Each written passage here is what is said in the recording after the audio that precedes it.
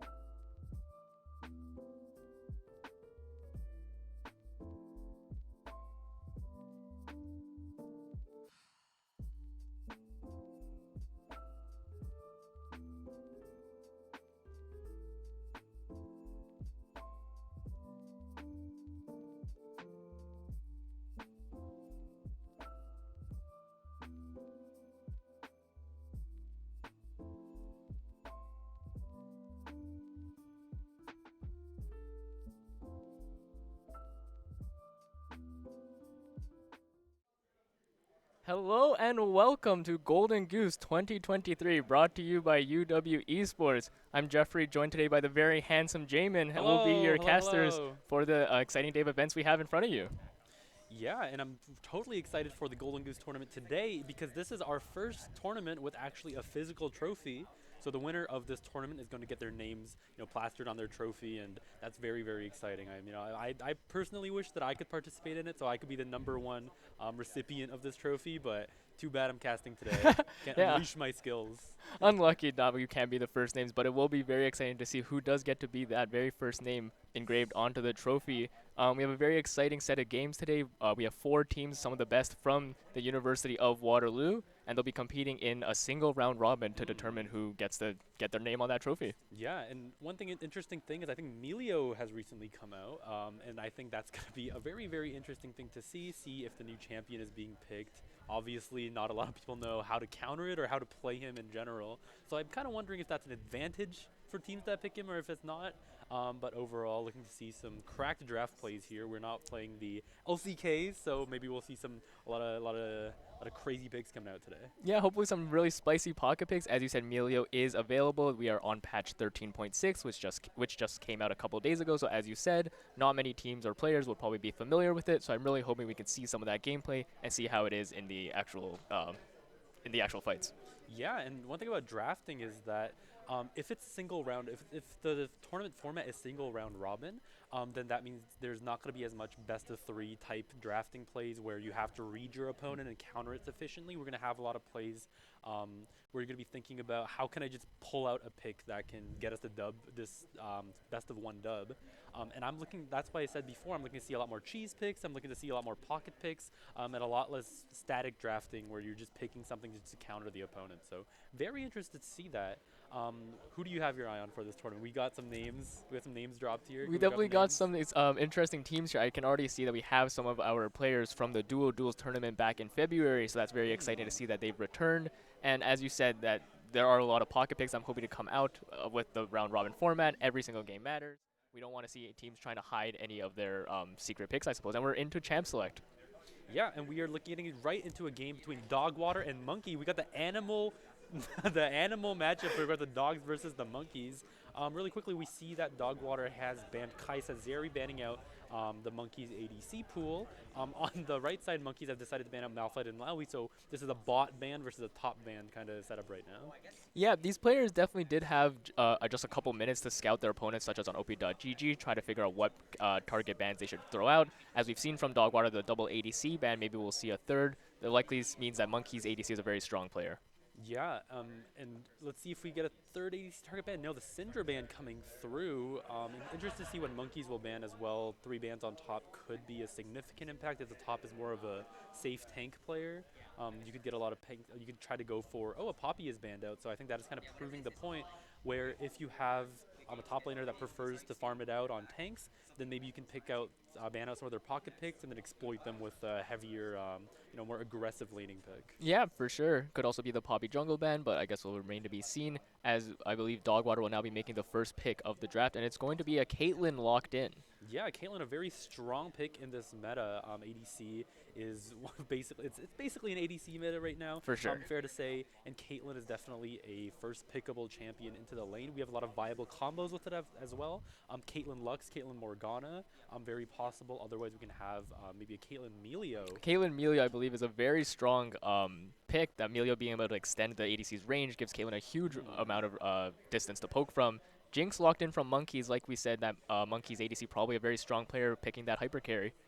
Oh, and Jinx Thresh bot lane locked in, a very traditional combo. We see a lot of teams in the LCK, LCS, LPL pull out the Jinx Thresh combo. I'm interested to see if Caitlyn, if this is going to be a bot lane picked right now for Dogwater, or if they're going to put the support down. I think maybe they're going to go for a Caitlyn combo. I'm looking to see Lux here. I'm looking to see Morgana, because Morgana is a pretty decent counter to Thresh as well. Yeah, Caitlyn Lux is the pick here, as predicted.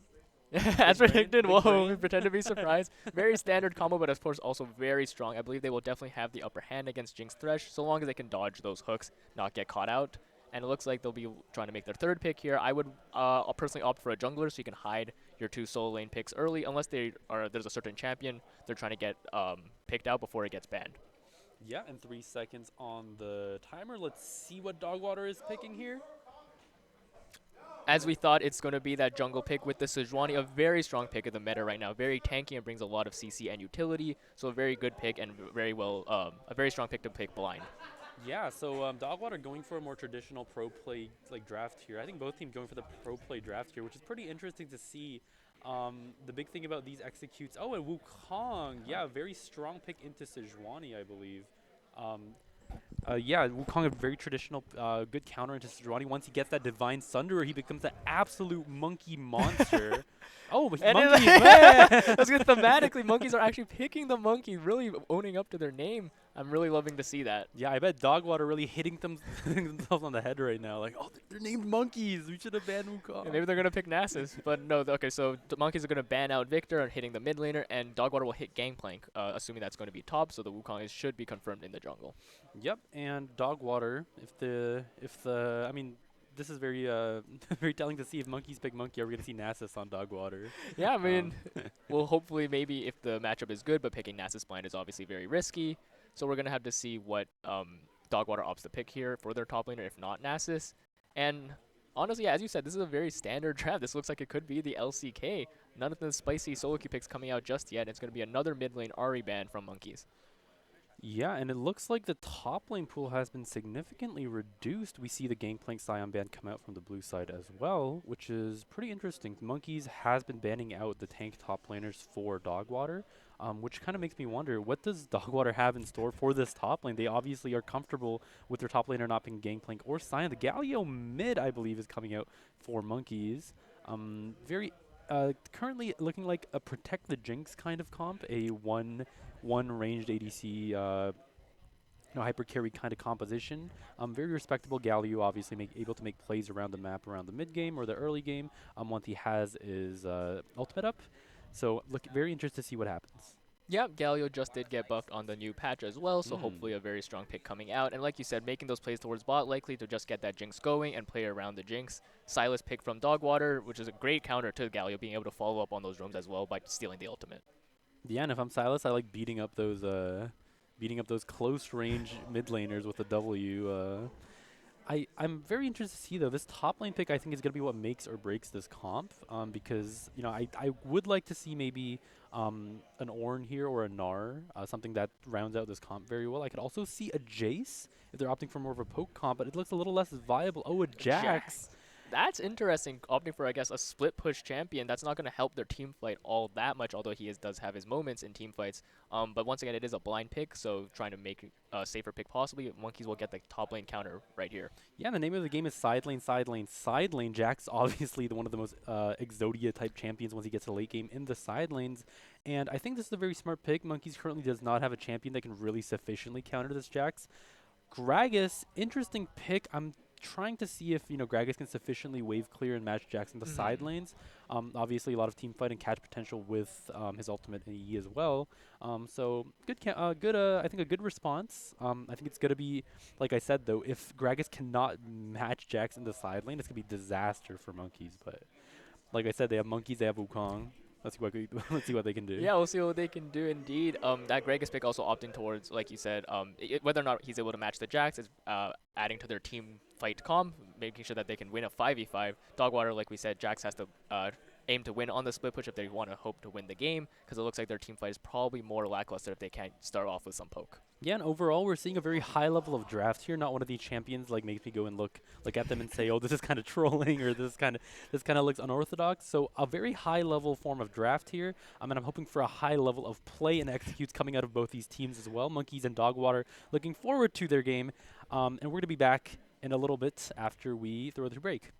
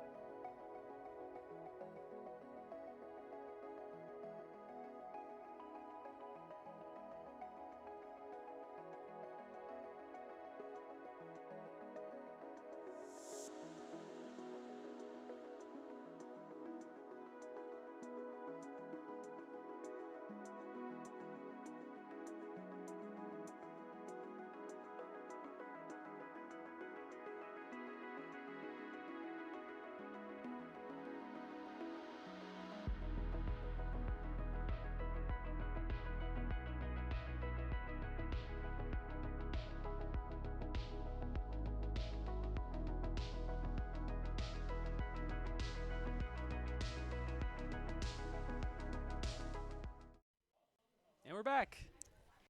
Welcome back to Golden Goose. We have our first matchup soon between Dogwater and Monkeys, and very soon we'll be able to see which team will take the very first game of Golden Goose 2023.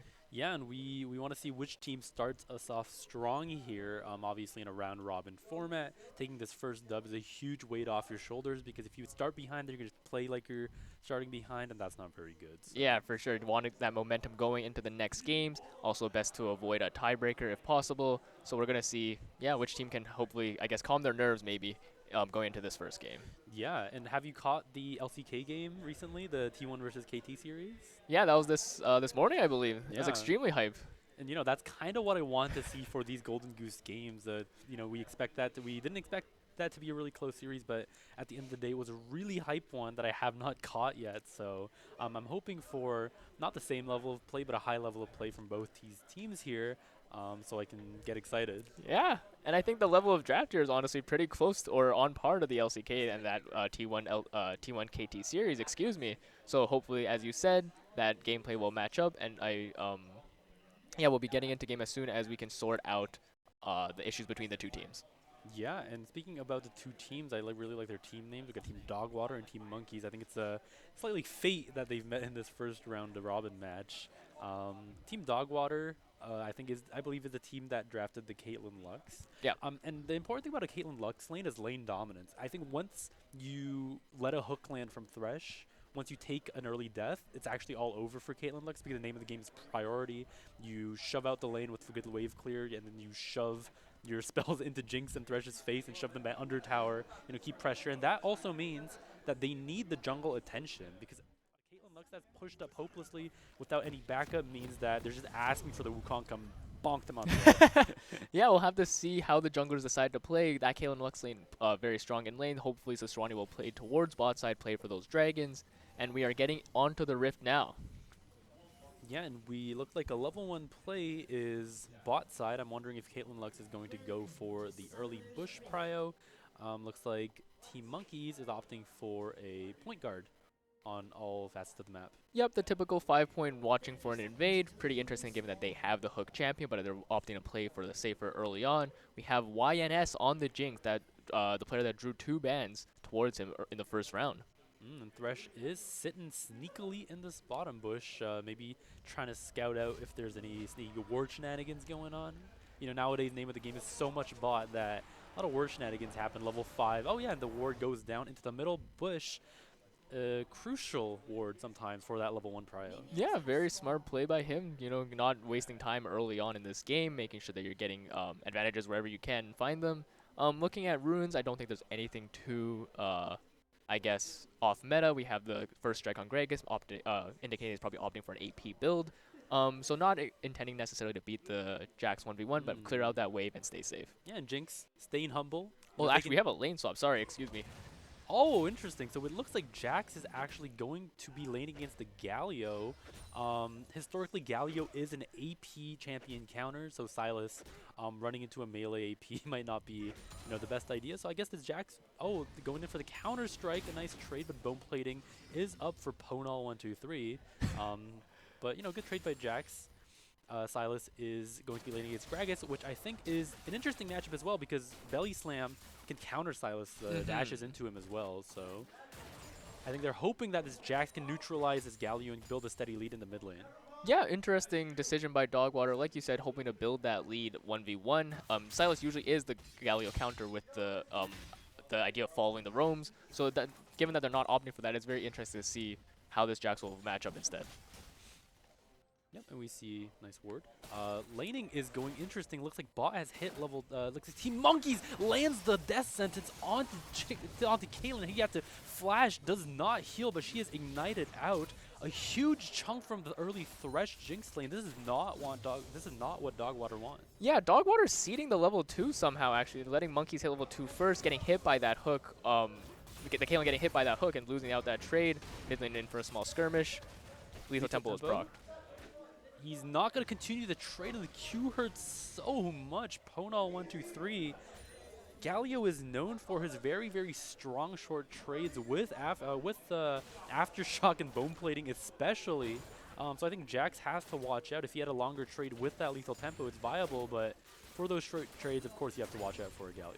Yeah, I'm not sure. This lane swap not looking like it's working out too well. Jax is trying to get back, but it looks like he's getting dove, and he's going to go down for first blood off screen. Yeah, what a devastating, timing to. The wave crashes under the turret, and Galio manages to get a really good back. Luckily, Jax's TP is not the end of the world, but they made a deliberate lane swap, and looks like Galio is crushing it anyways. What do you think about this kind of lane swap play? Yeah, I'm not a fan of it. I think the results speak for itself this early on. The Jax not being able to beat that Galio 1v1. We have a gank bot. Oh, and the Flay lands onto the Lux. She has to flash out as well. No flashes and very low health bars. Is Monkey's going to go in for a push and a dive, I wonder? Looks like the Wukong's going to back out. They're happy with just having the 2 flashes burned now. Maybe he'll make a return in the future, but actually Dogwater's bowling will not back. Yeah, and Q is used by the Lux. Thresh is going to sweep out that little bush there. I wonder if they're going to push their priority. Oh, the trade not looking for the Jax as well. He just TP'd back as well. The passive, he levels up. He has the wins. Yeah, and he has to flash away one more time. Galio, he is showing Jax who the real Grandmaster of ARMS is. Absolutely crazy. Yeah, this lane swap once again. Jax losing the 1v1 again, but we have Sejuani bot side now. Not going to find anything. Yeah, good cover by the Sejuani looking bot lane, but you know, Galio, if Jax is the Grandmaster at ARMS, Galio is the Grandmaster of these hands. He's showing Jax who the real boss is with these amazing trades with Aftershock in the mid lane. Looks like he's going to go for a quick topside roam as well. Is he going to be spotted out by the Scuttle Crab? No, he heads back down. Yeah, seeing that the Scuttle Crab is up, he knows he won't be able to get up there without being seen, so he's going to back off. So Sejuani now trying to hover bot, but it looks like he showed very briefly there, and Monkeys will back off accordingly. Yeah, in lane state, like we mentioned before, Caitlyn Lux, once they're on the back foot, they kind of have to keep getting on the back foot. Any flash engage, hex flash, death sentence hooked by Thresh is very, very lethal at that point. So we're seeing CS lead, however, a mild CS lead in the mid lane from the Galio, and a mild CS lead for the Gragas in the top lane.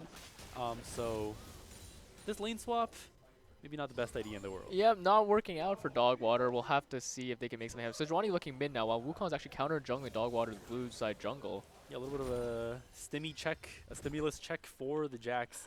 Sejuani bailing out the Jax a little bit, applying a little bit of pressure so Jax can safely farm under turret. Looks like Wukong is going to path bot side right now as well. Yeah, we see Galio has I hit hurt 6 so now. much. Oh, and Galio is going for another dive under the turret. The stun comes out. The turret shots are so lethal, and Galio has to flash out. It was a good attempt, kind of trying to replicate that first level 3, level 4 dive onto the Jax, but luckily Jax has the counter-strike ready this time. Yeah, Ponal fortunate that he had that flash to bail himself out, otherwise he very likely would have gone down. It was a close one. Jax actually fighting back a bit. Yeah, and Sejuani getting a back timer for this bot lane. I think they should take it now. Caitlyn Lux, if they're constantly on the back, but we don't know. Does Sejuani see this? Wukong contesting the Scuttle Crab. Wukong's level 4. Sejuani's actually seeding this. I guess he knows his bot lane can't really back him up as well. He's going to have to give up the crab. Yeah, and Galio, Galio is obviously a menace. Oh, he has level 6 as well, so I think it's a smart decision by the Sejuani. Well played. Jack's going to channel recall once again. The teleport not up yet, so Sejuani actually eating a lot of wave nowadays, trying to bail out the bot lane and the mid lane at the same time. Yo, Mike, look at that damage. But yeah, Sejuani getting a little snack on that mid lane. Jax is still level 5. This mid lane is starting to get the margin of the lead is starting to grow. Yeah, and looks like bot lane has that mild CS lead as well. I don't know how much money Lux has managed to rip off of Thresh Jinx here, but bot lane CS looking pretty even. Noon Quiver's coming out on both sides. Dragon is going to be started up by the Wukong, obviously with a mid prio and the bot lane prio as well with the wave crashing. This should be a free Ocean Dragon for the team Monkeys. Yep, Dogwater just not able to do anything about this. CC Stevie on that Wukong even stole the red buff away. The bot side pressure is just not there. The mid 1v1 is not in favor of Dogwater either. So right now the game is just looking like it's in Monkey's favor. Yeah, what do you think about the item selection? Anything weird or? Yeah, doesn't look like anything too out of the norm. Sal's going for that Rod of Ages. Galio opting for could be a number of options, but either the Everfrost or Proto Belt are likely. Gragas also getting that Rod of Ages in that top lane matchup. Oh, what is that? What's that Gragas skin? That looks really nice. I think it's. I don't actually remember. It's like Oh, it looks like remember. sneaky Jax Sejuani are sandwiching the Galio. The CC is going to be layered on top of each other, but No Galio flash. is so tanky with the Aftershock. No flash kind of means that this looks like he's going to go down. Jax finally getting his revenge. Mid laners, my favorite technique as a mid laner myself is call for the jungler technique, and looks like Jax employs it very smartly. Managed to take down the kill on the Galio, maybe equalizing this lane a little bit. Yeah, I'm taking advantage of the flashless Galio. As you said, equalizing the lane. He's still down 20 CS, so that kill will just even it out. He was also down 2 levels right before that play, so this is hopefully a chance for him to catch up. Wave state on top looking pretty standard. A little bit pushing into the Sylas. Is Gragas going to try and push this in any further? No, the wave actually, minion is targeted by the turret, so it looks like Sylas is going to have to push this wave out as well. Yep, this top matchup very, for lack of a better word, kind of sleeper. They're just farming it out. Granted, Gragas is winning that CS battle by quite a margin, but haven't seen any real fights or skirmishes or jungle attention towards this top side. Yeah, I think we have the Rod of Ages boys coming out here. Sylas going in for a quick trade. Let's see who comes out on top. Sylas, a trade menace, obviously, with the W, but Gragas not a slagger himself as well. He can just, how much beer he can fit in that huge belly of his is a mystery. Sylas going for another trade. Leads with the W, chain slam, but not a lot of CC damage. Stevie's looking for the gank. Oh, and CC Stevie, nice flash by the Sylas. Make sure the cast does not knock him backwards. But flash is blown at the end of the day by Sylas, the ult for flash trade. And CC Stevie, Wukong with 6 is a gank menace. Yeah, good reaction by No 88 on the Sylas to flash out of that explosive cask. It's very likely he would have gone down with the chain CC if he let that bounce him back. So smart play by him. But yeah, before that gank was happening, as we saw between their 1v1, they both have heals. Neither of them are building AP. That Sylas versus Greg is looking like a bit of a wet noodle fight this early on. Yeah, looks like they have rotated, Monkeys have rotated a Thresh up to secure this Rift Herald, while the other bot lane is based. Yeah, Monkey's just taking advantage over the entire map with their bot lane advantage, getting that first herald, excuse me, but the second objective for them. Yeah, the gold lead is building as well. We have a 1.5k gold lead on the side of Monkeys, although the kill score is even. They also have secured a dragon, and I think this is all thanks to this mid lane and bot lane prio. You know, obviously a lot of traditional pro teams as well put a lot of emphasis on having lane prio and having gankable or counter gankable lanes. And I think this kind of reflects the state of what League of Legends is right now.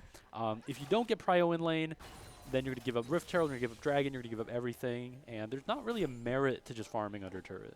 Yeah, definitely not unless you're playing a super scaling comp. To that end, I don't think... Oh, a nice death sentence lands onto the Caitlyn. Flash is burned one more time, and a nasty hook by Silver Sephiroth, weaving that hook through the minions onto the Caitlyn. And again, a Caitlyn without Flash, we're back to no bot prio for Dogwater one more time. Yeah, although Caitlyn was not exactly punished for having no flash last time it was burned, they did get that prio, as we said, which was very important. So having it burned again, we'll see if this time they're going to try to take advantage of it with a kill. We see Sejuani and Galio and Wukong all playing to the bot side, actually. Orinda is running for the hills, and Sisset is trying to do her best under turret. The teleport is channeled. Silver Sephiroth is executed by the turret. Is Dogwater looking for the re-engage? Wukong Cyclone is stolen by Sylas, but it looks like Monkeys have put too much distance between them and Team Dogwater. Oh, Super Mega Death Rocket goes wide on the Lux as well. Not a lot happening, actually, except for the execute on the Thresh. Looks like Teleport has been channeled, however, by the Sylas, so Greg is going to get free reign over this top lane. Yeah, very interesting play. Very, I guess, safely played all around. I don't want to call it a botched dive necessarily, as Thresh did get executed.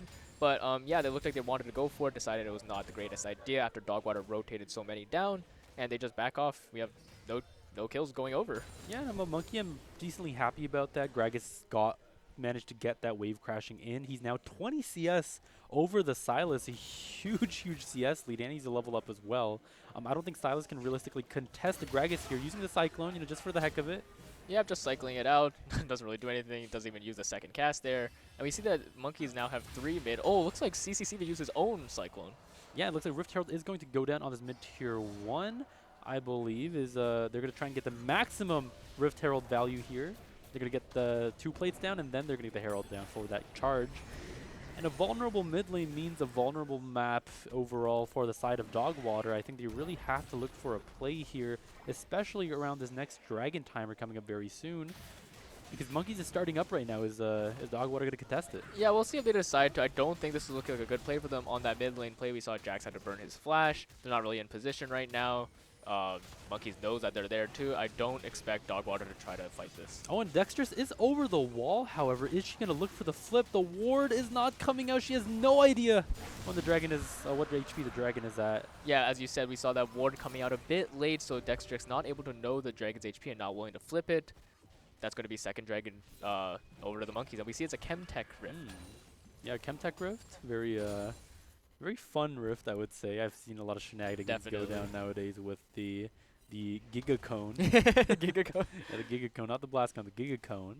So I'm hoping to see a lot of engages on from the Wukong and Galio with the Giga Cone. Yeah, it really extends the range from which they can jump in on, so we'll see that if they can make use of it. Yeah, game is pretty calm for the time being, though. Yeah, and I think both teams, if we look at scaling, Jeffrey, what do you think? Yeah, in terms of scaling, it really does come down to how Dogwater executes the Jax with the split push. I think in terms of team fighting, Monkeys absolutely has the upper hand. If they just play for their 5v5s and play towards objectives, I definitely would give the upper hand to Monkeys.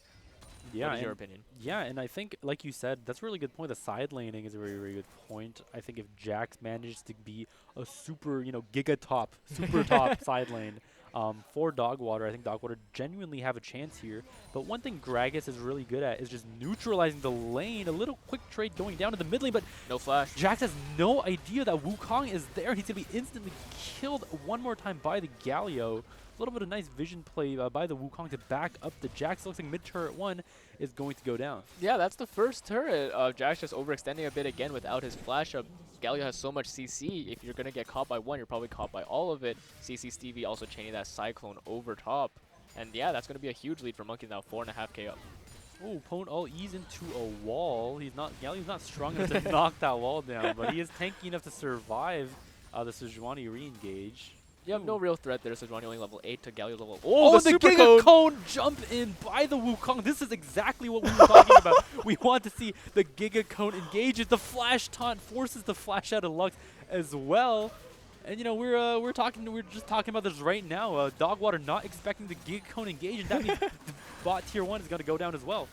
Yeah, just like you said, jumping right onto that flashless Caitlyn, the Wukong's right on top of her. There's nothing she can really do against the monkey on the side of Monkeys. The monkey. Sorry, it's the monkey's monkey. An absolute crucial member for Team Monkeys as well. And Flash, an explosive cast. Gooseberry is comboing the crap out of Silas. No 8-8 has to run away for the fear of a dive, but Jax is re-engaging onto the Gragas, forces the flash out. Flash is being forced out all around. But that was a really good attempt by Gooseberry onto. Yeah, amazing play onto the Silas, almost getting that 1v1 solo kill. Flash is out against the Jax. I feel like that was a bit safe to do, but definitely not trying to take any chances. Yeah, Jax is slightly behind, but the hero's entrance being channeled by the Galio with this Jax. Oh no, he is being bullied around, being slapped around this Galio in all aspects of the map. Yeah, this game looks like it's getting out of hand for the side of Dogwater. Monkeys are just making amazing plays everywhere, using the tools they have at their disposal. And now they're onto the second Herald and also that top tier 1. Yeah, and not a single tier 1 on the side of Monkeys has been taken by Dogwater. If Sejuani stays too long, I think they're going to be caught out as well. When did the Thresh get here? When did the Jinx get here? All members of Monkeys piling onto Dogwater. Dextrix playing doing whatever he can. But Monkeys just seem to be working on one brain cell. But it's a coordinated brain cell, so it's good. It's a good thing. Working like a hive mind out here with excellent coordination. Dextrix making an interesting play to try to save that top tier 1, maybe not knowing that the whole team was up there after finishing the Herald is when they rotated over.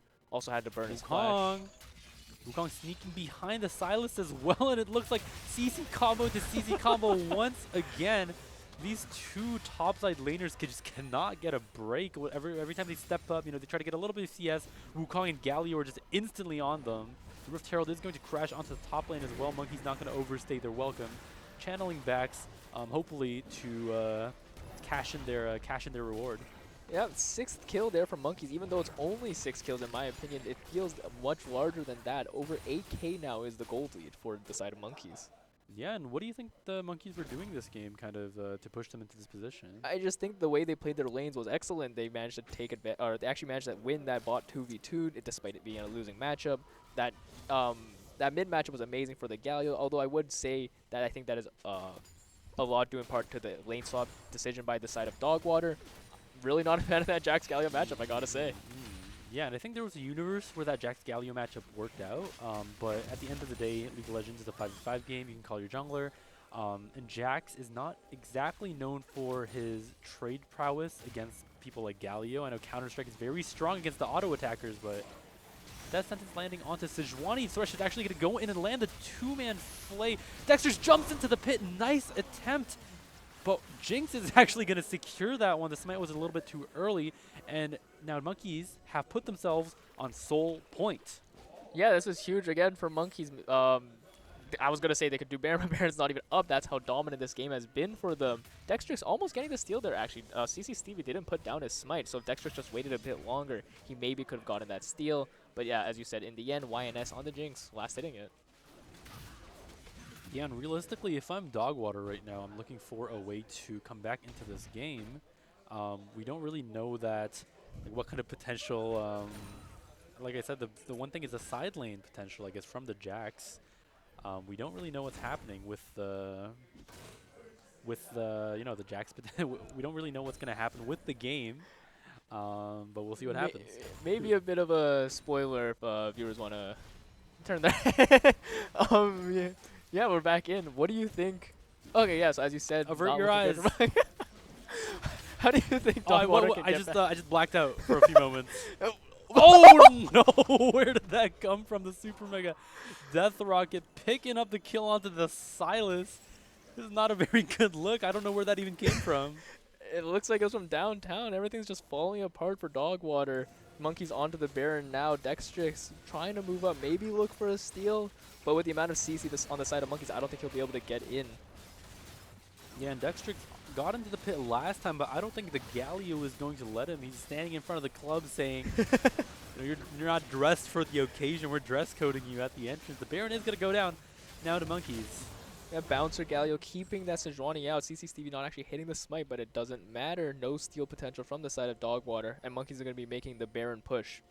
Yeah, and the Baron push, especially with the Jinx now and the Wukong, with that engaged, Caitlyn fails to land the net out. Silas is going for the re-engage. The Galio is so tanky. He survives 4 members of Dogwater just jumping on him, and Silas is traded back. At the end of the day, how did that happen? Galio not going down even through 4 people. Thresh lands the flay and the hook onto Dexter's as well, and it's going to be Monkeys on the back foot. We have a back channel from, I think, the Gragas. I think he's going to teleport back in with the Summoner spell as well. Absolute disaster for the side of Dogwater. They couldn't take the Galio down. Yeah, Galio goes in 1v4. That's an AP Galio as well. Not necessarily a building tank, but they just couldn't take him down. He did so much damage in the meantime, and then just got the, I believe, Lantern out. Though that's going to be the top in him. Yeah, and that's the power of Aftershock for you. Aftershock leaving the Dogwater people absolutely shocked. After 4 members of Dogwater can't take down 1 Galio. And the mid turret is going to be sieged as well. I think Monkeys are going for a surprise engage. Cyclone and Heroes enters. Everything is coming down on top of that Caitlyn. She stands no chance. Wukong gets a double kill. It's going to be a triple, maybe a Galio kill for the Sejuani. And looks like Monkeys have this game in the bag. What can Lux and Silas do? Yeah, I think it's over. Lux probably just saving the KDA, having no deaths this game. Death sentence is going to hit. Keria? Hello? T1 is calling this man right now. He's saying if Keria is out with, and a death sentence. Silver Sephiroth does not know how to miss a hook. Absolutely insane play out of Silver Sephiroth and the Monkeys, and that's going to be game over to them in just 22 minutes. And we're back. Hello, everybody. That was crazy. That was a crazy game, a statement game, could I say, from the Monkeys. They were never in trouble. If this was a chess game and the engine was showing you, you know, how your gold graph and what your advantages were, I think it would say you were never in trouble. Monkeys yeah, just, for sure. You know, presses on the gas and never lets go. Yeah, just a clinical game by them at drafting an excellent team comp for team fighting, but also winning out the laning phase. They just, as you said, never in trouble, getting all the objectives, moving around the map, getting picks everywhere. just absolutely well played by them. Yeah, and I want to hear some analysis from your side, Jeffrey. What do you think the Dog Waters could have done better this game? Yeah, honestly, I think the one that sticks out in my mind is don't make that lane swap. I'm not sure what the theory behind or what their justification was it for specifically, but I did not like that Jax Galio matchup. He got beat down, and Jax couldn't take advantage of his side laning prowess ever. So I think that's the first thing that they could have executed on better. And also just, I guess, trying to avoid being picked up as much. A lot of the time they were pushed up without flash, and that's why they would go down a lot. So yeah, just giving over a lot of kills and a lot of pressure for no really good trade-off. Yeah, and I think Jax is a viable lane swap into Galio if he has that Divine Thunderer or more items up. But again, Galio early is a laning menace. He's really, really good with those short trades with Aftershock, more so than Jax is. So maybe if they wanted to do a lane swap, I would have liked to see it after there were some items out. And one more thing is I think the Silas pick into Galio, although Galio is a good melee AP counter, Silas can just take Hero's entrance and make plays around the map with Galio. And I think that's what maybe they were trying to go for in the first place. But they saw that, maybe Jax is good into Galio, so they made that lane swap. Didn't work out for them, obviously. And unfortunately, it did not. Yeah, maybe next time they'll see if they decide to not make that kind of play. We'll see if they can bounce back after this 0-1 start for the side of Dogwater. Yep. And we're going to quickly jump to an interview now with one of our players. So we'll be right back after. Stay tuned. Yep. All right, hello. We are here with CC Stevie off of that hot League of Legends. How do you feel coming off that match? I feel pretty good. My hands were really cold. Yeah. Which is why I have my jacket on. But Did you play feeling warmer now? You played the entire game in your jacket? Yeah. Do you think that affected your performance at all? A little bit. The bit? combos were a little slow, but you know what? It's all good. It's all good. How do you feel about your team overall? How do you think they did in this match? Honestly, my mid laner, shout out Ponal123. Yeah. I think he really performed. Yeah. Up against their highest ranked player. I was very surprised when he solo killed him. My bot lane could do better. They're supposed to be our strong point, but Yeah. it was a little rough at some points, but it's all good. Yeah. What about the other team? How do you think you guys went against them? They were all right. I thought it'd be a much more bloody game, but they played pretty safe. Didn't die to ganks. It's pretty frustrating, but we took a slow game, stack dragons. So got the dub. One final question: how do you think you did overall? Your performance? I was okay. See, our team name is Monkeys, right? And Yeah. I was playing the monkey, so we gotta. In the future, you guys gotta ban that shit. All right, that's perfect. Thank you so much. We'll take it back to the team. My bad. I didn't mean to swear.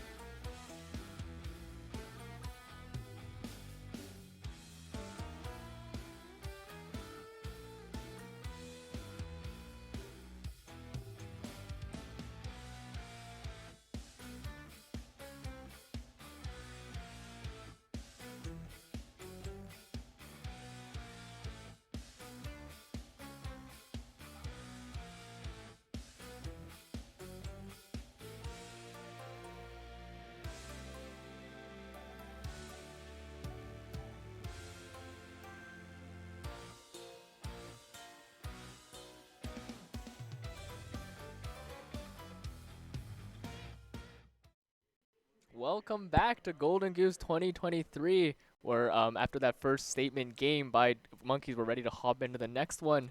And yeah, what do you think about the game so far, or the day so far? Yeah, I mean, that was a pretty exciting game. Monkeys obviously showing their drafting prowess and their micro, everything. Everything. Everything, yeah, a little bit of everything. And, the interview by Mr. CC Stevie on that standout Wukong game, he was wearing that jacket because his Wukong was too cold. Damn, absolutely cold-blooded with that Wukong, just taking them out. And yeah, with only having seen the one game today, I think Monkeys might be the team to beat on the day. Yeah, and Monkeys, like I said, that's why we call it a standout performance. That's a statement game. That's what we call it in the industry. But yeah, I think other teams are going to be definitely wary of the Monkey Man himself coming out from the Team Monkeys. We'll have to see what else we can see. Obviously, if there's a team that can challenge the prowess of the Monkeys, I want to see it right now. Yeah, right now. And like you said, with the Monkey, if the other teams are taking notes, if I were to play against Monkeys, I would be banning that Wukong against CC Stevie. It was definitely a menace throughout the game. Maybe that Galio as well, also ban worthy. Yeah, and I think that game was largely determined by that mid jungle, and obviously a lot of people common league bot duos or like bot support. This is the duo, but mid jungle. Obviously very, very crucial in the early to mid game. And I think that really, really was a game that showed us the prowess of something like Galio and Wukong, the plays they can make around the map.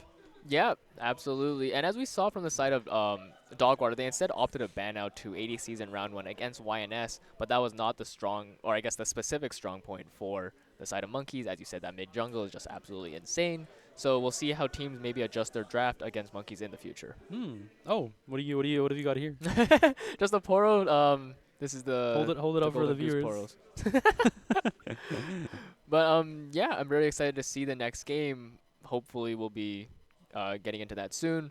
But yeah, is there any specific pick that you think you'd want to see today? We've seen, like we said, a very, I guess, meta draft so far. We want Melio. We want Melio.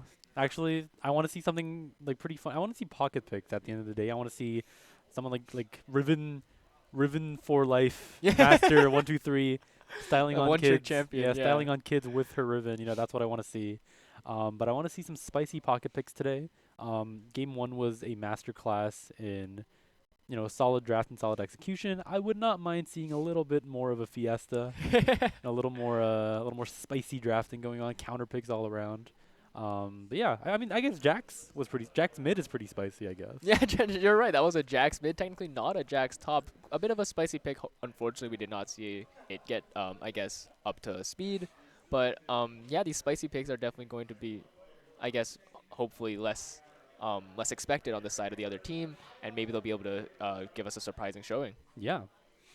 So speaking of surprising showings, I'm very excited to be surprised by the showings of our future match. Who do we have now? We have gaming. I believe. I do not believe. I'm actually unaware of what the next matchup we have going on is. As we said, this is a round robin format, so that the next game we see will be a unique game. It will be between two teams who we've not seen played each other. Yeah, I believe we have Gaming Gang 123. I think that's one of them. Gaming Gang 123. I believe that is a team. And yeah, hopefully we'll be able to see them play soon.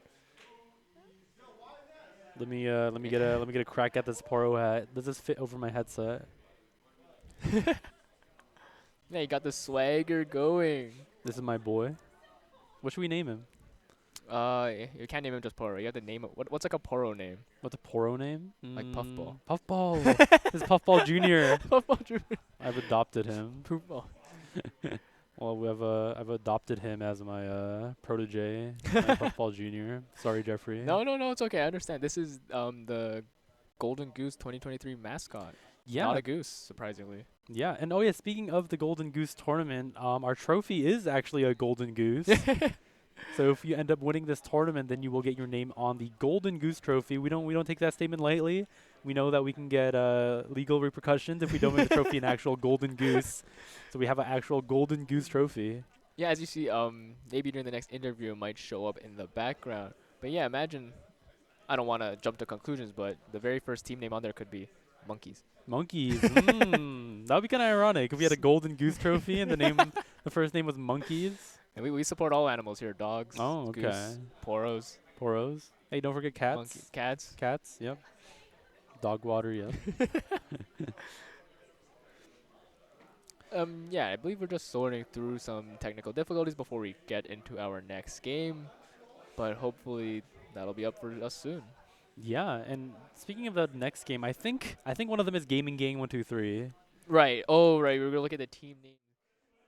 Oh, and as you said, it's Gaming Gang 123 against the victorious Monkeys. The Monkeys, obviously a very strong showing earlier. Looks like they're watching out for the Gaming Gang 123 Zed. And Nivea also banned out from Gaming Gang 123 side.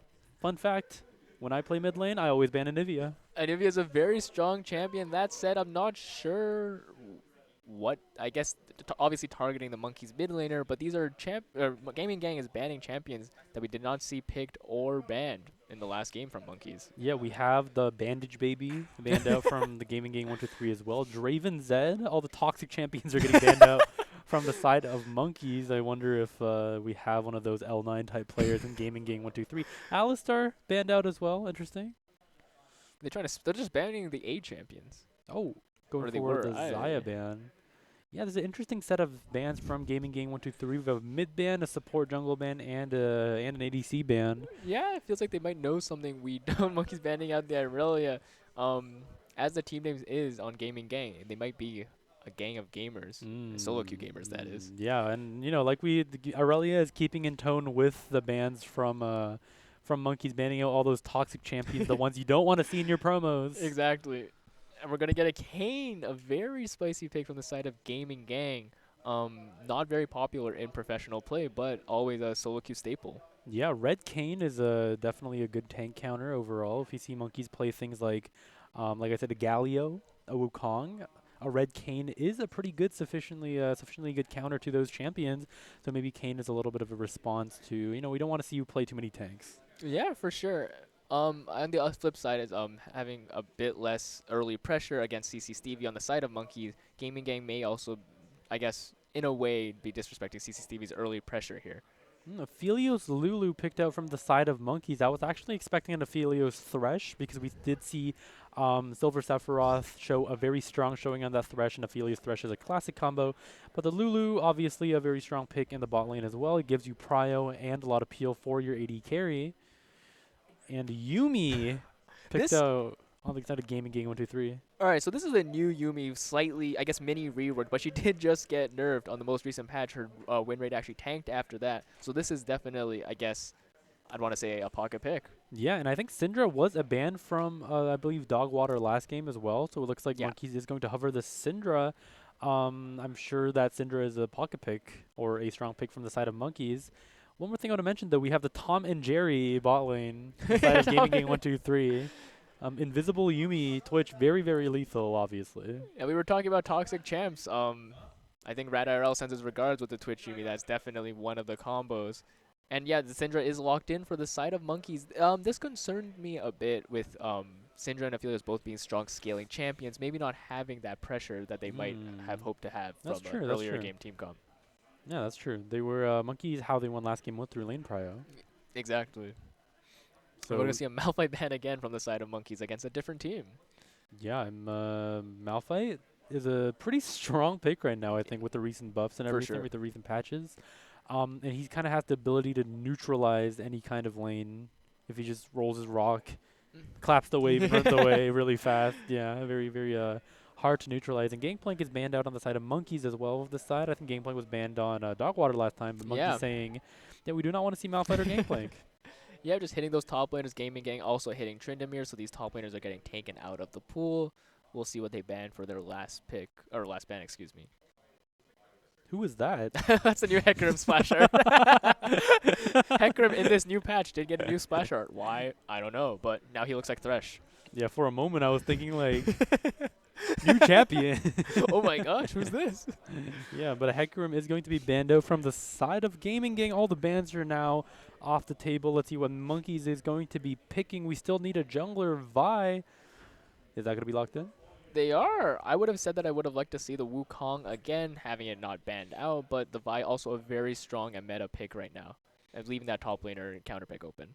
In Gaming Gang hovering the Gnar, going for a Team Rodent and Cat combo. Yeah, we got 3 of the, I guess, smaller champions in the game. Obviously, referring to Mini Gnar, not when he goes Mega. But yeah, Gnar's a pretty safe blind top lane pick. He can play to that range and not, I guess, get taken out 1v1 too easily. Vel'Koz is being hovered. Oh, and Vel'Koz looks like Vel'Koz is going to be in the middle lane. I don't know how this matchup typically goes against Syndra, but it is a mage versus mage matchup. So whoever has the better hands for skill shots maybe comes out on top. That's my intuition. But obviously we have to see the R5 counter pick, the Scion into Gnar. Yeah, interesting to save last pick on the side of Monkeys for a Scion top. Definitely something that could arguably be blinded somewhat safely just of playing that tank. But yeah, on the side of Gaming Gang, that Vel'Koz pick, very spicy. It was actually picked in LCS by IMT Bolulu. Ooh. So not the, I guess, most obscure pick. But I think when you look at the bigger picture of Gaming Gang, that is a team comp of all time. Yeah, and a good Vel'Koz is scary, you know. You can see the ultimate come out, like, knowledge. You know, when he fires a knowledge beam at you. It is definitely scary if he's a little bit fed. Yeah, for sure. Definitely something that can also melt down that Scion in terms of being able to take down the big beefy tank. But yeah, overall, I think I would side with the side of Monkeys, just being that more traditional, more meta team comp, front to back kind of style, scale it up. That's what I think about this. What do you take? What's your take on the team comps overall? Yeah, I mean, definitely a spicier pick, more spicy picks than before. Obviously, I like to see the Tom and Jerry bot lane. I like to see the Vel'Koz. The Scion pick is very interesting as well because although I think Scion is pretty decent into Gnar, a good Gnar will just outspace the Scion all day, every day if that's possible. And obviously, we have to see the jungle matchup, Vi versus Kayn, super interesting as well. Do you have any last things to say? No, I think we're excited to see how this game plays out, see if Monkeys can go 2-0 on the day. Yeah, and we will be joining you right away. Stay tuned. We'll be back in a little bit after a little break.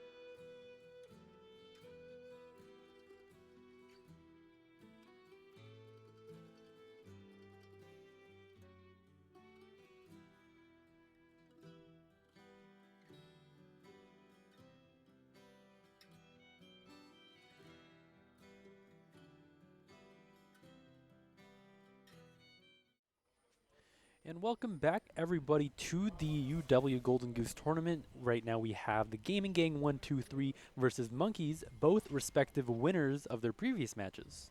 Yep, both teams 1-0 on the day, so this is going to be a huge game between the two of them to try to determine who can take the maybe take the victory on the entire tournament. And we see there's a double. Actually, that's not 5 men. It's only 3 men on the side of Monkeys. They sent 2 bot. But we see that Gaming Gang pulled 5 towards this bush. What is going on? Huge boomerang by the Gnar. Gaming Gang opting to back. Sion walking in 1v5 effectively. Gaming Gang not knowing how many Monkeys have brought there actually opt to back up against the 3 on the side of Monkeys. Oh, that and a ward's ward. going to get taken out. Unlucky there from the side of Monkeys trying to get that. I'm not going to say deep vision, but deeper vision. And oh, look who it is on the side of Gaming Gang. We have Philo and Restepping. These might be some familiar names from Duo Duels. Mr. Duo Duels, people. My homies from Duo Duels. But yeah, and I think Silver Sephiroth actually pulled out this level 1 bot ward in the last game as well. Obviously, like we talked about before, in a bot-centric meta, control over that middle bush is super, super important. So I like to see that coming out of Monkeys. Yep, for sure. We see CC Stevie's going to be pathing bot there, starting on the red. Kane's going to go leashless on the Raptors, but he's actually spotted out from the nice ward by Ponal on the Syndra. Yeah, and I think Vel'Koz won this lane. He got mana flow level 1. if you recall from that level 1 skirmish, I think Vel'Koz got that mana flow ban. Yeah, it's a Cash money play by Cash and hitting that Q. Nice trigonometry play there from the Vel'Koz. Yeah. But yeah, I'm not expecting too much to come out of this mid lane. They are two, I guess, more scaling mages. Just try to poke each other down. Maybe they'll get a gank setup, but should be a relatively, I guess, safe lane. Yeah, and the thing about Vel'Koz, I think, is really your skill shots matter so much. All your trigonometry skills come into full play. So we have to see if you are, a college-educated Vel'Koz, or if you're a grad school-educated Vel'Koz. You have to see your trigonometry skills in action. Yeah, we'll see what kind of education Cash pulls out on this Vel'Koz. We see the top lane gameplay. This is top lane gameplay. Oh, and Sion with the level 2 early just beats the crap out of Gnar. Sticky Tiger 64 taking a huge chunk of his HP out from Gooseberry. Yeah, Sticky Tiger walking a bit too far forward there. Into what the happened bot lane? Oh, looks like YNS on the field is having to burn his heal, but staying alive. No sums burn on the side of Gaming Gang. And yeah, just worth mentioning, Sticky Tiger, we do have another animal representation here. Representation for my animal homies. Vel'Koz trading out the mid lane here real quickly. Ooh! What strong trade back onto the Syndra there, actually landing that passive stacks and actually winning out that trade. I was going to say before he hit that it was fairly even. And we have an invade on the side of CC Stevie. Philo's ghosting to chase after the Vi here. Vi's going to have to flash. Is he going to be able to get out? Flash over from Cash on the Vel'Koz. He's not going to be able to finish it off. Philo's now stuck in there. He doesn't have flash. Barrier out from Cash on the Vel'Koz. Gooseberry walking out now. Sticky Tiger now coming in. Is CCTV going to be able to back in time? He just barely gets back. What a greedy play by him. Afilo not able to hit the W. Ponal pushing him back. And in the end, no one is going to go down. Cash having to burn both sums. CZ Stevie burning his flash. But everyone's going to walk out. Yeah, and what a close encounter. It looked good for a second when Philo channeled the Ghost, running it into CC Stevie, but he makes it out with a sliver of HP, which is very, very heartbreaking, I think, for the side of Gaming Gang. They had a good response with the Vel'Koz flashing over the wall to back up Philo faster than they could. Oh, the bot lane, huge though. Q from that Yuumi. The Yuumi Q damage now is actually pretty tremendous if you let it hit you. Yeah, in this bot lane, if Monkeys was dominating the last one, they're kind of on the back foot for this one. Yeah, looks like they're finally, I guess, meeting their match in the bot lane. Like you said with that earlier play still, just the Vel'Koz having to burn both sums and not getting that kill was arguably a tragedy. Yeah, we can play how many CSs does Kindred Cinder get under turret. Oh, gets the cannon. Manages to get, oh, no melee. Actually, very well played. That's going to be a 13 CS lead in just 4 minutes in for the Syndra. That Vel'Koz having to roam early on that last play. Going to go down. Yeah, and at the end of the day, if you make a roam early and you don't get that much out of it, you're going to have these CS leads build over time in your lane. And especially someone like Syndra, who has good wave clear early with, if she just spams her spells on the wave, it's going to be really devastating for Vel'Koz to try and make up this difference. Yeah, not to mention she also has TP, so if she is ever pushed out, she can get back quickly. And Phil making a play towards bot here. Oh, and this is Ryan a stuck really under turret. good play. No sums on the Aphelios. He's going to get dove. Aphelios just going to go in and get taken out after tanking the turret. Lord of ADC on the Twitch going to get that kill. Philo. Can Silver Sephiroth trade it here? Flash over the wall by Silver Sephiroth. Is going to miss the Q, but he's whimsying after, trying to chase down this Kayn. Kayn, oh, almost getting over that wall, but Silver Sephiroth will actually trade that kill back, flashing over the wall aggressively. Yeah, I mean, if that flash failed, it would have added insult to injury. But however, it is just an insult. Sorry, just an injury. We didn't go as far as an insult. But an Aphelios dying under turret, they're getting dove on that support recall timer is really, really huge. He's missing a lot of CS to kill Ghost to Twitch at the end of the day. And that's going to set the bot lane behind so far. Even if Lulu gets a return kill, she did blow the flash as well. So not looking too good for the side of Monkeys there. But a very sharp play from Gaming Gang to exploit that bot dive timer. For sure, I loved seeing that play. Even if it was traded back in the end, I definitely think it was worth it for the side of Gaming Gang. And just, yeah, smart roam. Or smart, I guess, dive. Yeah, and I think Twitch is a ADC that lets you be more proactive in the mid game, especially with the Yuumi attached to him. He can run up and contest things like Rift Herald, he can contest Dragon's objectives, make surprise visits, surprise inspections to the middle lane as well.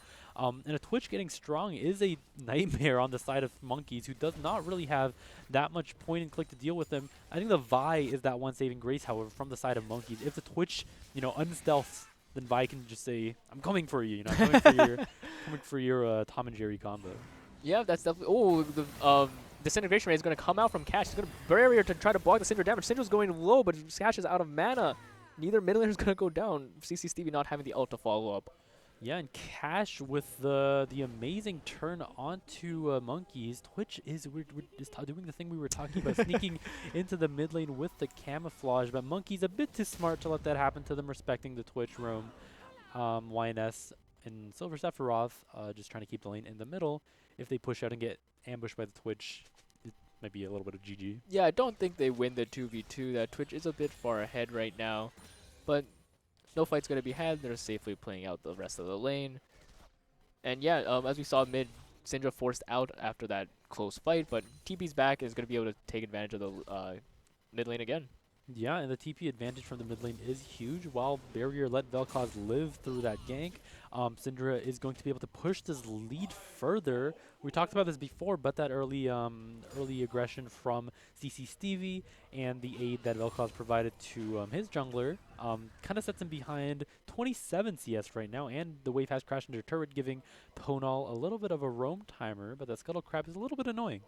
Yeah, I definitely think even without that roam coming through, Ponal is going to have to be, I guess, the strong point of Monkeys for this game so far. YNS too far behind, and Scion is a Scion, ultimately. The Lord of ADC looking for another roam again on the mid lane.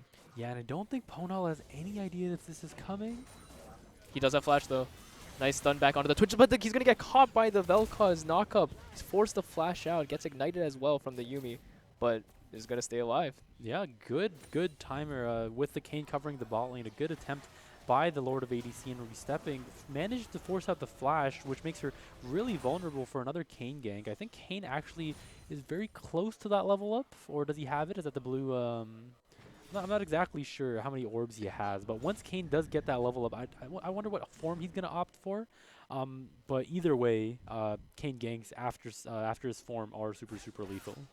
Absolutely. We'll see what he gets, what form he gets in the end. Right now, I would say he is opting to go red with the Ghost and Conqueror. Definitely with, if you're Shadowkin, you want to have Flash. But CC Steve is going to get caught out. He has forced the Flash out. Disintegration Ray came out. Ponal now getting chased down by the Yuumi. The Yuumi ult no longer roots. Can he get out of this? He doesn't have Flash. They're chasing on him.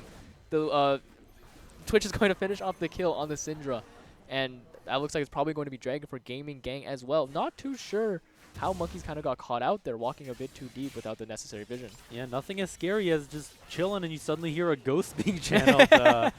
Philo really making sure that he's getting these early orbs. I think if I'm Kayn, I'm really happy about how this early game is going.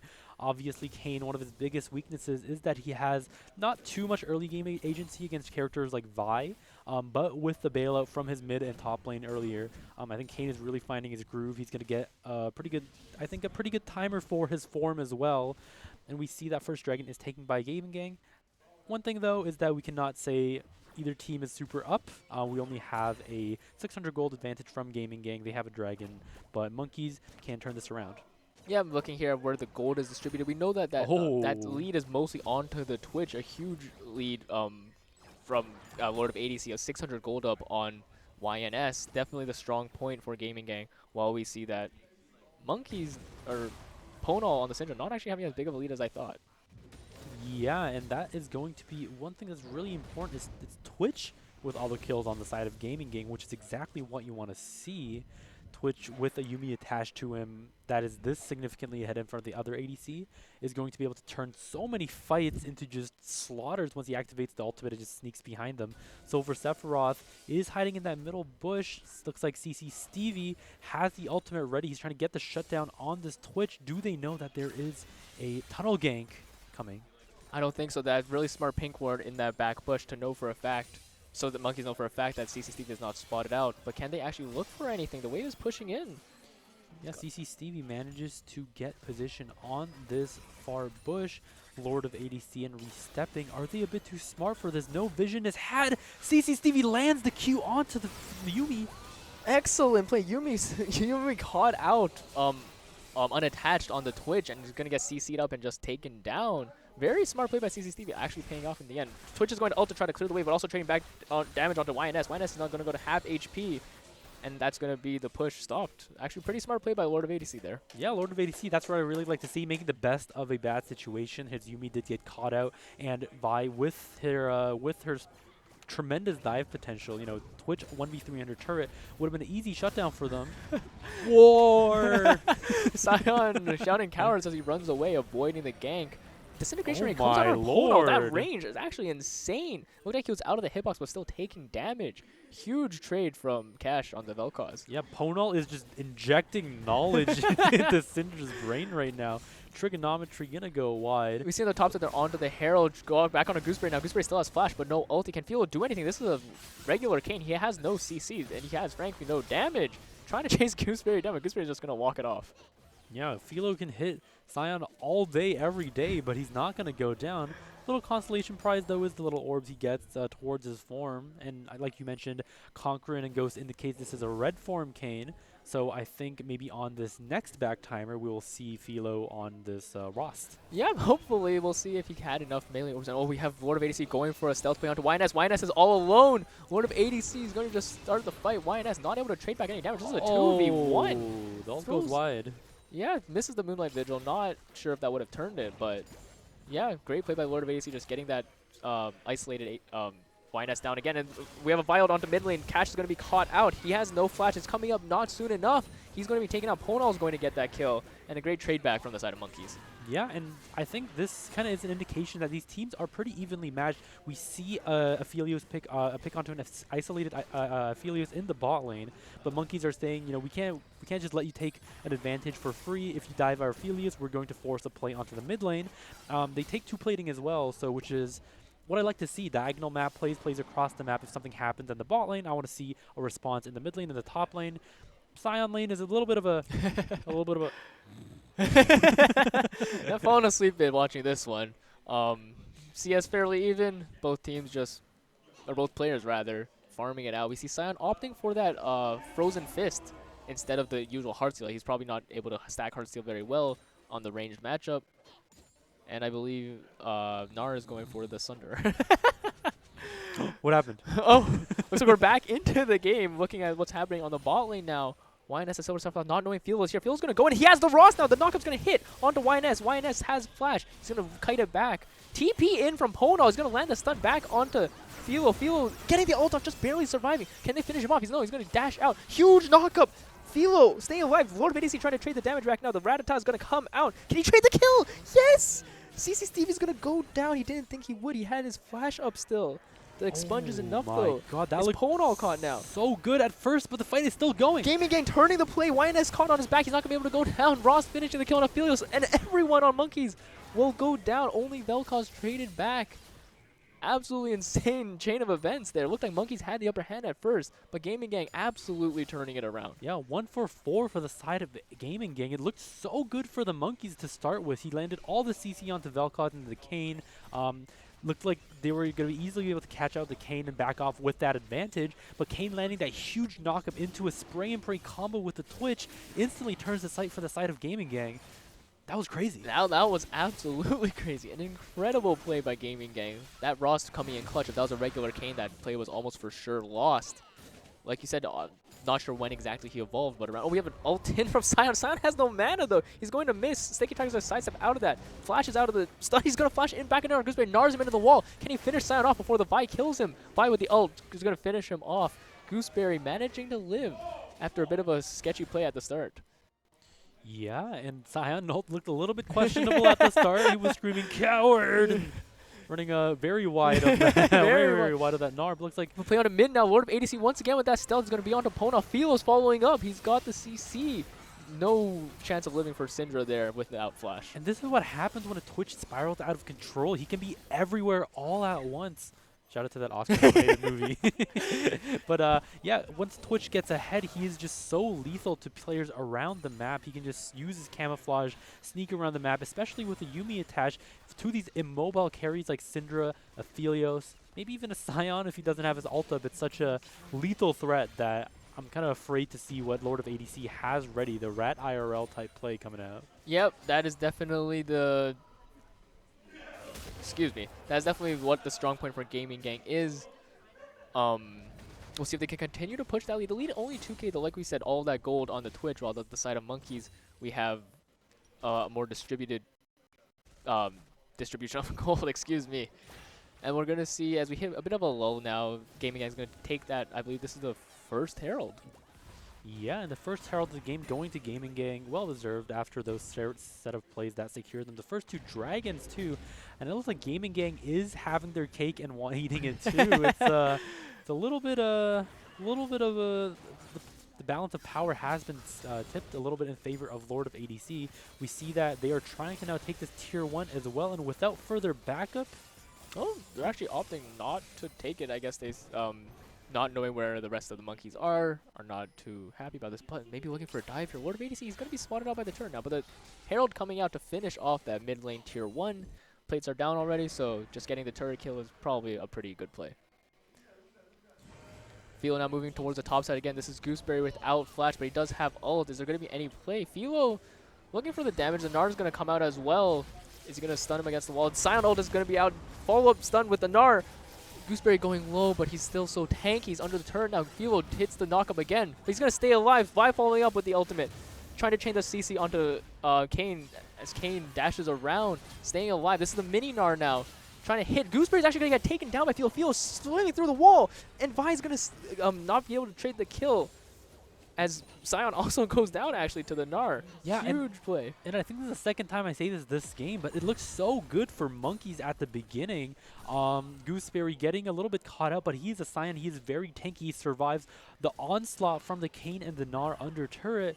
And Avengers arrive. CCTV is there to help his buddy out, but at the end of the day, I don't know if that was a misplay or if Gaming Gang was using their Kane advantage to his to the maximum. But Kane is just so tanky with his lifesteal. He's just infinitely lifestealing. He barely gets out again with a sliver of HP, and it's a heartbreaker again for Monkeys. Yeah, just unlucky there. That Rost swimming around, dashing through the walls, lifestealing it up. They don't have the damage to finish him off, and it's gonna be a 1-for-0 for Gaming Gang as this top tier 1 is also going to go down.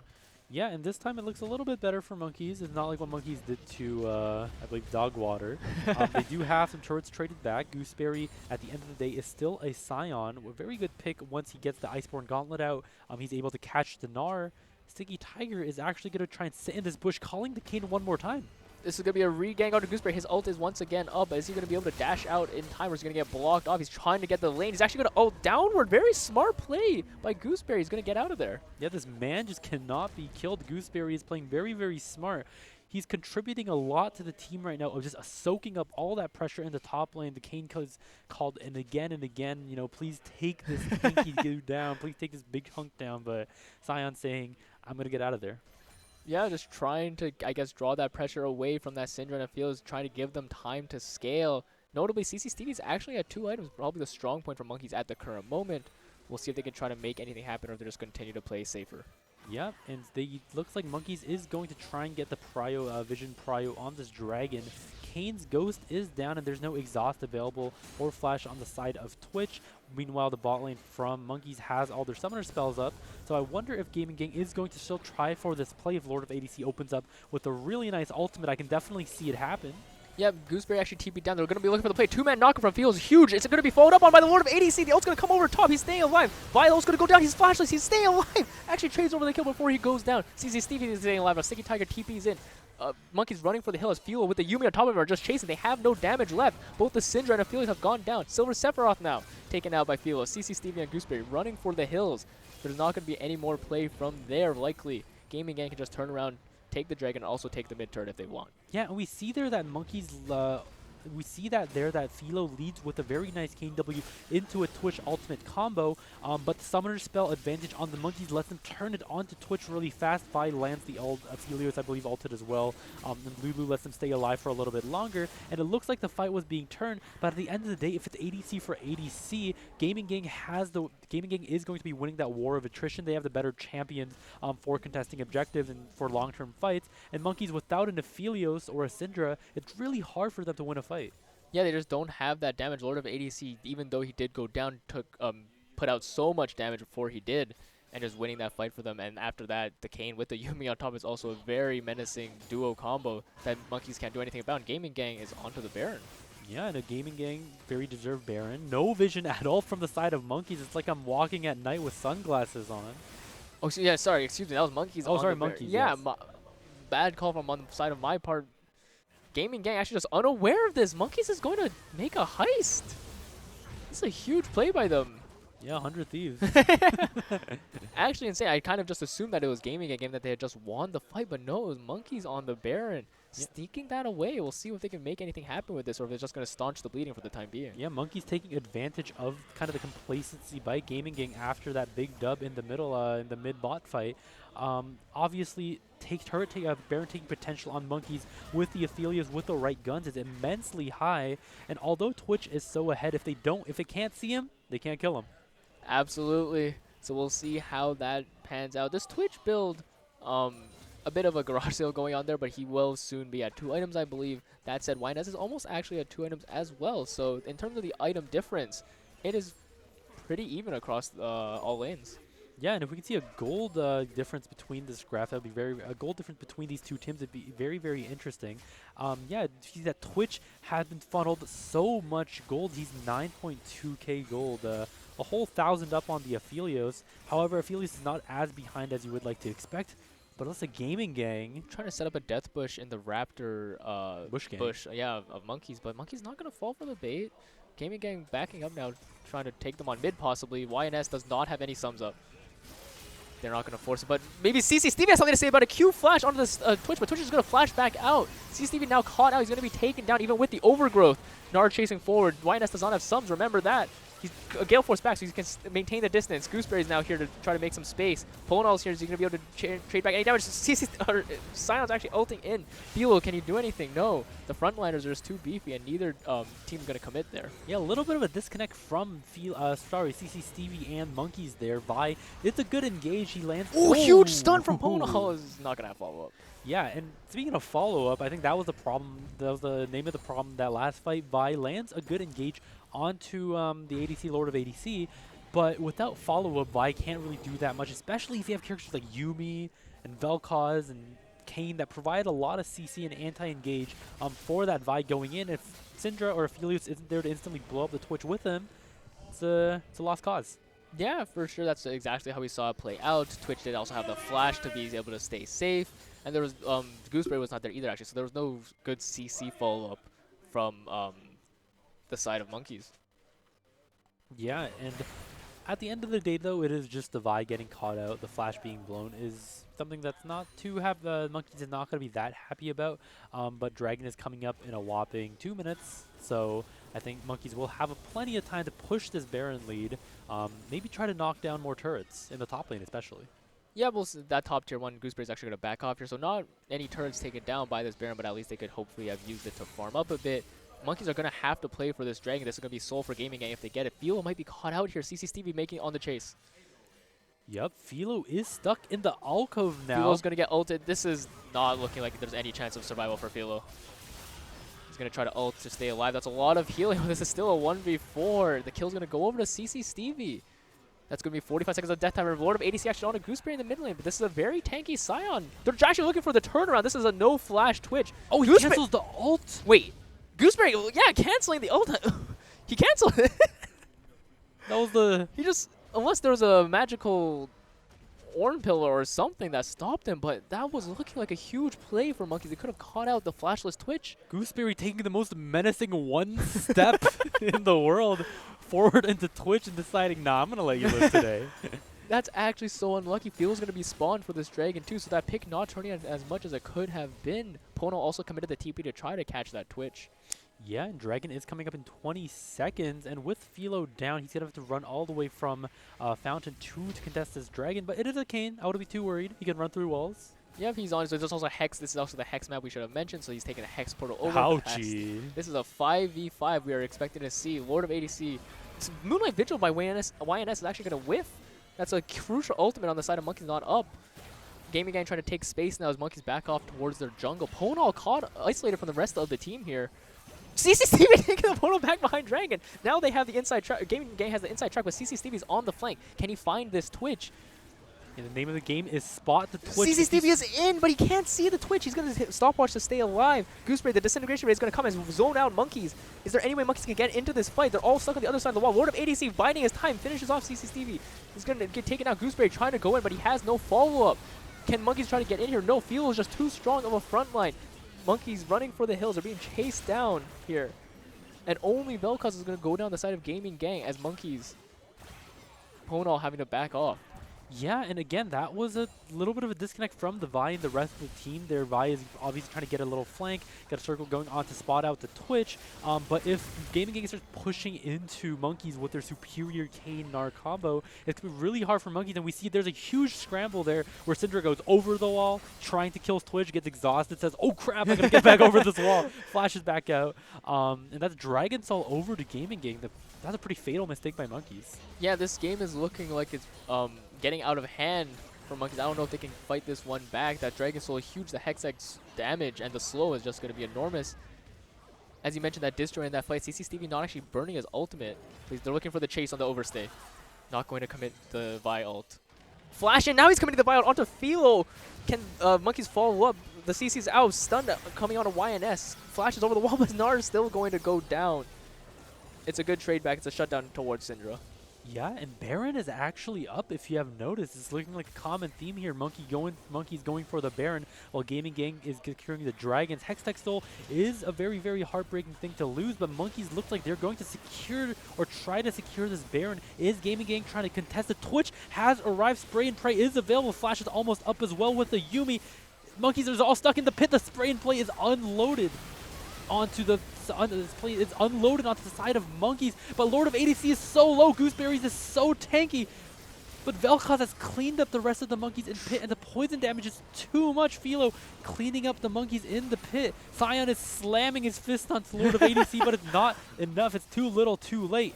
As Monkeys getting a little bit too greedy for that Baron play against a Twitch Yuumi with ultimate available.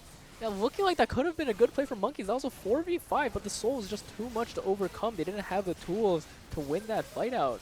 And frankly, Gaming Gang making an excellent work of that fight and getting the Baron. Yeah, and Monkeys, like I said, getting a little bit overzealous after that pick onto, I believe it was Kayn? Sorry, the initial pick? Yeah, the initial pick. That was onto the Gnar. Yeah, that was on the Gnar, my bad. But yeah, pick onto the Gnar made them a little bit overzealous. I think Baron was a fair attempt, but I think they really should have looked for the turn as soon as the pick happens. I want to see the engage onto the Twitch, but since ult was already blown onto Gnar, it's a little bit hard for CC Stevie to make anything happen. And if you're crowded in a pit against the Twitch Yuumi, right, what's going to happen? Twitch Yuumi and also the Vel'Koz is just not able to win out that fight. But yeah, we'll see if Monkeys can try to fight this one back. Yep, a little just bit trying of to farm it up right now. The Baron push from Gaming Gang not coming out just yet. The battle just for the Raptors. The battle for the Raptors, very important. Lord of ADC is going stealth here. Is he going to be able to find anyone? Not opting to auto the Scion. Scion's too tanky, but he's actually looking for the damage now. Does not commit the ultimate, but Gooseberry is going to go down to Happy Tree. The disintegration ray is coming out. Not going to find any kills, but pushing them off of the turret. Can they try to take it down even without the minions. The one cannon minion's enough, and the mid inhibitor is going to go down there. Yeah, that's we go Blade of the Ruin King. Yeah. Yeah, that's Twitch now 3 items game. Lord of ADC is going to open up. He's going to try to finish off the Aphelios and this Lulu. He's not going to be able to. He's fought onto it. He's going to go down actually from the Syndra. This is a huge fight for Monkeys. There's no ADC on the side of Gaming Game, but Aphelios going to go in on the Kayn, finish off the Lulu. It's a 4v4 now. Meganar is coming up. Is any team going to commit back? Looks like no. It's going to be a 1-for-1 trade. Lord of ADC goes down. And only Silver Sephiroth is traded back. Yeah, that was a really good opener for Lord of ADC, but Lulu and Aphelios managed to survive the initial onslaught, and the Monkeys simultaneously turned that all onto Gaming Gang. But Kayn with Yuumi is also so tanky. I'm really surprised that only one person went down on each side there. Yeah, I think Lord of ADC might have popped its expunge early. I don't see any reason why he wouldn't kill both the Aphelios and Lulu there. But great follow-up from Monkeys onto the engage onto the flashless Twitch, being able to trade him, take him down. And yeah, as you said, that Kayn and Yuumi is a very strong combo. Not as strong as before, though, with the new best friend mechanic that Yuumi has. While still strong to as a duo, not able to 1v9 like he probably could before. Yeah, if it was old Yuumi, that Kayn would be a... The absolute menace. The Kayn would be absolutely something. Something for sure, but instead, best friend is the Twitch, so if the Twitch goes down, that Yuumi utility goes down significantly as well. Yeah, and we see that Elder Dragon is going to come up in a minute 30. Monkeys with that mid inhibitor down is going to struggle a lot harder to contest it. Baron has not run out yet. Looks like Lord of ADC is going to be able to get another wave crashing into the side of Monkeys. Zion taking his anger out on his minions. Yeah, we'll have to see how this Baron, or this, excuse me, Elder fight goes. Notably, almost all sums will be up. A very key one is that Lord of ADC's flash will likely still be down. So if Monkeys can find the engage onto him again, then this could be a winning fight for Monkeys. Otherwise, with that Soul, Gaming Gang should still be the stronger 5v5 team. Yeah, and Gaming Gang establishing their priority top lane, getting the side lanes pushed out. YNS on the mid lane cleanup duty. Everyone on Monkey saying, "Eat my child," to the Aphelios, "Eat my child." They're trying to get this Aphelios into a good state. CC Stevie is actually behind enemy lines, but he's going to get spotted out here. Makes a great escape with the Blast Cone. Gaming Gang have complete control over this topside jungle, and I wonder if they're just going to go in for knocking down this top lane inhib and then going for the Elder. Yeah, they're looking for the siege even without the Baron, but there's the wave kind of the side of Monkey, that non-Baron wave. CC Steve is looking for the flank. He's trying to look for Lord of ADC, but there's absolutely no follow-up. His team is so far back. Gooseberry's now ulting in to try to look for him. Oh my god! CC Steve actually has the damage to take out Twitch. Twitch is going to go down. Is there any follow-up from Monkeys now to try to finish off the fight? Fio's huge. He's tanky. Sion's going to go down. There's no way that Monkeys can move for Monkeys. Moonlight Vigil came down. Is there any way for the fight to continue? Philo with the Yuumi on top of him is very tanky. YNS flashes out and manages to avoid the engage. Cutting back beautifully here, but Philo is just so strong. Is there any way Philo can carry this fight? He's taking out the Vel'Koz. Vel'Koz not going to go down. Philo just absolutely running over this fight with the Yuumi on top of him. He's still almost full HP. What And just happened? This Kayn combo is stronger than I ever could have imagined, even with the nerfs to the Yuumi duo. It's possible that he's even the best friend now. No, it's not. It's still Twitch, but this combo is just too strong. They don't have the damage to take out the Kayn.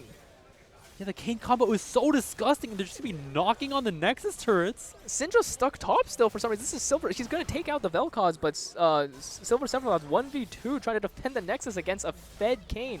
The Polymorph's going to come out. Can Pono get back in time to defend it?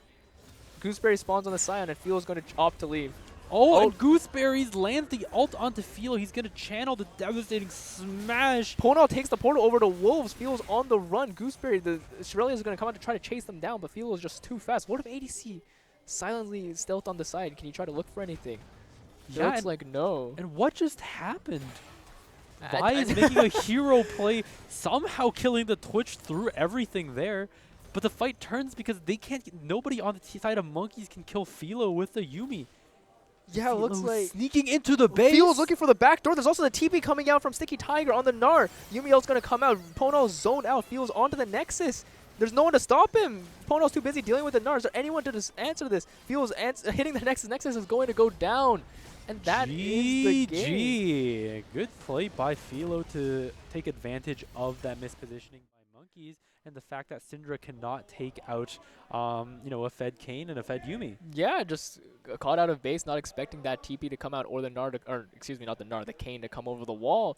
and just a crazy finish to what was actually a really great game. Yeah, and many, many good attempts by the side of Monkeys. I'm not knocking the hustle at all. It was a very close game overall, where both teams had their shining moments. I think Monkeys had a really good setup in a lot of the fights that didn't go quite their way sometimes, but still respect to them for setting up those fights as well. And obviously, in the mid game to the late game, Twitch was the rat. Yeah, Twitch was the rat. CC Stevie on the side of Monkeys making that hero play, as we said in that last fight. It just wasn't enough. Philo with the cane is absolutely huge. And that's going to be Gaming Gang 123 going up to 2-0 on the day. That's going to be the first loss for the side of Monkeys. Yeah, but Monkeys, I can see them bouncing back in a future game. If they play another game, I can see them definitely being the stronger team. They definitely showed a lot of signs of life. Even if their early game didn't go as expected, I could definitely see the spark. The spark of life was there. And, yeah, so excellent game from the side of Gaming, as we said. Huge plays all around, and I believe we'll soon be getting an interview with one of their players. Yep, and we'll get into the interview very shortly. I kind of want to see who our star player is going to be on the side of Gaming Gang. 1, 2, 3.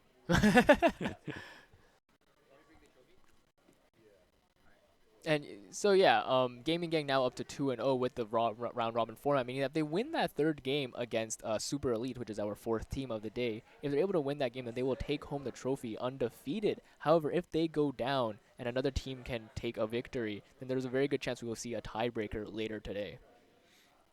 Yeah, and I believe that the trophy, the Golden Goose Trophy, is going to be coming out for this next interview. So please stay in tune. Yeah, it's very exciting to see, and I think we will be throwing it over to the interview very shortly. All right, we are here with Momin after that beautiful League of Legends match.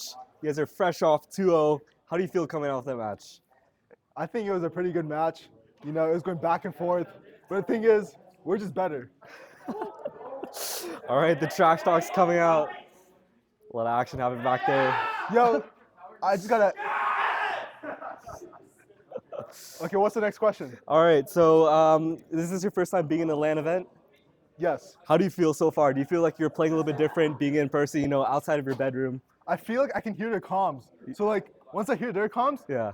if they're saying, yo, we're in this bush, we go to that bush, So you're listening into the other team. Yeah. Okay. How do you think the chemistry is so far I with feel your like you team? guys need to upgrade the headsets. Okay. Make their maybe. noise cancellation, All right, so last thing. You guys are 2-0 right now. You Yeah. need one more game to take it off, take it home. The Yep. Golden Goose Trophy, here we can bring it in right now. Be the first one to take home and get your names on this beautiful trophy. Not yet. You have to win the match. Okay. How do you feel so far? Do you feel like you can take it home? I think I can take it home. I'm an Annie one trick. I'm stuck in silver too, but I think this is the move. Once I win this, I'm going for Charlie. I don't give a shit. I don't care. All right, perfect. Thank you so much. We'll give it back to the other team. Peace.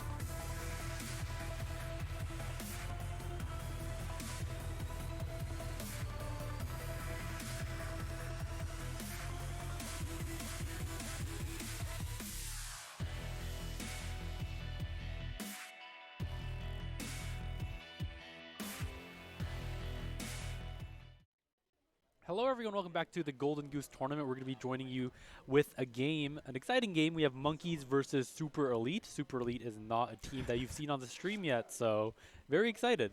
Yep, we'll see how this game goes down. Monkeys, this is a must-win game if they want to stay in contention for that title. They are currently 1-1. Super Elite, they're already 0-2. This might be a bit of a for-fun game for them, let's say. I mean, still, you know, winning is never a bad thing. So I hope Super Elite can get the dub here if they maybe grab the ankles of Monkey a little bit. That's true. They could decide the tournament here if they actually win the game. Very true. So we'll see what's. We're into Champ Select. Bans from both sides. Super Elite opting to ban the Yumi, which we. I believe that was actually Gaming Gang that played it, but they did ban the Yumi. They're going to hit Udyr and Cho'Gath as well. Monkeys banning out Teemo and Draven. Fairly interesting. Yeah, I want to see what the last ban from Monkeys is here. It's going to be Aurelion Sol. Pretty respectable ban. He's a little bit weaker after the nerfs, but if he still gets to 500 stacks or something late game, it's GG. You don't want to play against that thing. Yep, it's going to be a first pick Gragas out of Super Elite. An excellent pick. It can be flexed into multiple roles, and it's a very strong champion overall right now. I'm loving that pick. Yeah, and Veigar is hovered on the side of Monkeys, and Veigar is a pretty good pick nowadays. LCS, LCK, we're seeing a lot of pick rate with the Veigar, especially after those Q range buffs. Pretty crazy. Champion is definitely, I would say, slightly overtuned. Some people calling for his nerfs, but also, again, also a flex pick. Veigar can go both mid, ADC, and support. APC, I should say. You see the event horizon. Lee Sin walked in from Monkeys. This is a new one out of their jungler. CC Stevie, we've seen before played Wukong the first game, Vi the second, which was piloted excellently as well, even though it was a loss. And now Lee Sin. Yep, and we want to see what Yunobo has to pick. The Scion and Zed coming locked in. Very a very quick lock melee aggressive composition coming up from the side of Super Elite. Maybe the Scion is a contest on Monkey's Scion pick as well, because I remember their top laner had a pretty strong showing on Scion last game too. Yep, not a bad. And the Nunu is going to come out for the last pick of round 1 for the Monkeys. And yeah, with that Zed and Scion pick, it's reasonable to believe. Where's Nunu going? That is an excellent question. This is giving me this is a throwback once again to duo duels, even though these aren't the same players. But yeah, Lee Sin, Nunu. I would guess Lee Sin jungle, Nunu mid, and Veigar APC, but that is much just speculation until we see the rest of the picks come out. Yeah, it could very much as well be Lee Sin support or Lee Sin mid, Veigar support, Nunu jungle, you know, something like that. They could be very viable. But I think Super Elite will have to read this draft if they want to counter it for the side of Monkeys. Yeah, it's going to be very difficult to read for that matter. I think Monkeys definitely taking, I guess, the flex picks to a new level. We'll have to see what they decide. Yeah, and bans coming out. Fiora is a Scion counter at times, so good ban from Super Elite. Xayah is going to be banned out as well. You don't want to see, if you're playing Nunu or Lee Sin, you don't want to see an ADC like Xayah that can just say, that can counter the people that are running into you. Good ban. Darius ban respectable as well. Kindred is going to be hovered. We're going to have 3 junglers on the side of Monkeys. Now this is a spicy draft. Monkeys completely turning it around from what they drafted in game 1, which was very methodical. This is looking like a bit of a Monkey team comp, I must say. Yeah, living up to their name in a different way. In first game, if they lived up to him with the Wukong pick, they're living up now with the Kindred pick. Nautilus and Warwick is going to be locked in the side of Super Elite. Who is the AD carry now here? Yeah, you know, I think this draft has sort of devolved into a bit of a fiesta, to say the absolute least. My guess would be Nautilus. What sounds like a combo? Maybe Nautilus. Super Elite, your best guess is as good as mine. Oh, yeah, I mean, I'm thinking maybe there's a... There are 4 junglers. How many junglers are in this game? 7? Super Elite, yes. This is, I'm excited to see what these teams pull out. Yeah, and one thing interesting to note, that the range, however, is on the side of Monkeys. They who do have the Kindred and the Veigar, versus Super Elite, which is oh my lord, oh my lord. Yeah, Super Elite, these teams are cooking something fierce. We're going to have to see how this plays out. Like you said, Monkeys having actually technically an ADC in the Kindred, even though it's not in the ADC role, but that range and DPS would be a huge advantage for team fights. If these are ordered by top to bot, it looks like, never mind, they keep trading, so I'm not sure. I think Veigar Mumu makes sense as a bot lane. Veigar Mumu makes sense as a bot lane, then the top side is just a big question mark that remains to be seen. Maybe a Lee Sin top with a Lee Kindred Sin- jungle. Definitely something that Lee Sin Top used to be popular right when he got his E-buffs. Not so much anymore for sure. But yeah, I'm curious if you think one team has the upper hand in draft. Yeah, and I don't really think I can really say it has an upper hand, but one thing I can definitely say is that Event Horizon against melee characters is so good. And I think if Super Elite have no way to kill a Veigar, especially nowadays, he builds Seraphs, he builds Rod of Ages, he builds Azanias, and Deadman's Plate and things like that. I think if Super Elite have no way to get to the Veigar, then I think Monkeys have this in the bag. Yep, this Veigar can be an absolute menace, especially also with that double melee bot lane that he's going to be up against. A lot of ways for him to farm his stacks by hitting the enemy champions. So this Veigar is probably the main threat on the side of Monkeys, but not to discount the Kindred either. If the Kindred gets scaling, it's also a very hard champion to take down. Yeah, kind of looking like my solo queue promo games. Yeah, except both teams are the team that your team would draft. This is just an absolute fiesta that's going on. I mean, let's be honest. If you saw one of these in your promo games, which one would you rather have? Probably the team of the Monkeys. I gotta Team be honest. Monkeys? Yeah. I think Kindred and Veigar do inspire confidence as you've been describing. Super Elite is just cooking something that I've never seen before. Yeah, let him cook. Let 'em cook. Let him cook. We're gonna see if Monkeys is gonna let them cook. I'm inclined to believe that Monkeys will not let Super Elite cook. They'll just turn off the stove. No cooking. No That's cooking. That's what the no Veigar pick cooking kind of allowed. speaks to me. And the Kindred pick, actually. The Kindred ult, especially for characters like Zed and Warwick, who kind of force those like quick melee engages into like CC lock into death. I think Kindred does prevent a lot of that from happening. Maybe an Onion can use his Gragas ultimate to knock people out of it, but other than that, I'm not exactly sure if Super Elite have the composition here that can get on Kindred and Veigar. Have to agree with you. Oh, and they got a Mumu too, which is pretty good peeling actually at the end of the day. Yeah, adds a lot of CC to that team comp. And yeah, in terms of I guess win cons for this game, I would say Super Elite has to win the early game. If they don't win early game, I don't see any way of them coming back. Warwick doesn't scale very well. They just don't have that DPS. They're very low on AP unless Gragas gets fed. So they're very dependent on taking over this laning phase and just snowballing the game into a victory. Yeah, and I think that's a lot we talked about the draft, and I think the rest can only be answered really by how these players play. Speaking of scaling, how are you scaling in 2023? How's that early game going? Early game's going decently well. I think I've set up the foundation for the rest of the year. Yeah. How about you? How do you feel comfortable going into the mid game? Going to mid game for the year. It's not bad. It's not bad. Looking towards the short term, I think I think we'll have to face the weather soon, which might not be the most exciting thing. I mean, I would rather it be hot than cold at the end of the day. If it's gonna be really hot or really cold, I'll choose really hot. But yeah, at the end of the day, I'm really more prone to liking summer. I think when I was a kid, I liked the winter more. Yeah, I agree. This is what I think actually. If you're a kid, you tend to like winter and summer. But if you're going to an adult, I kind of feel it. I like fall and spring more. I think. Yeah, I can agree with that. Yeah. I think personally, I used to always associate fall with starting school. That was the reason I didn't like fall as a kid. Very true. I still associate it with starting school. So. That's fair.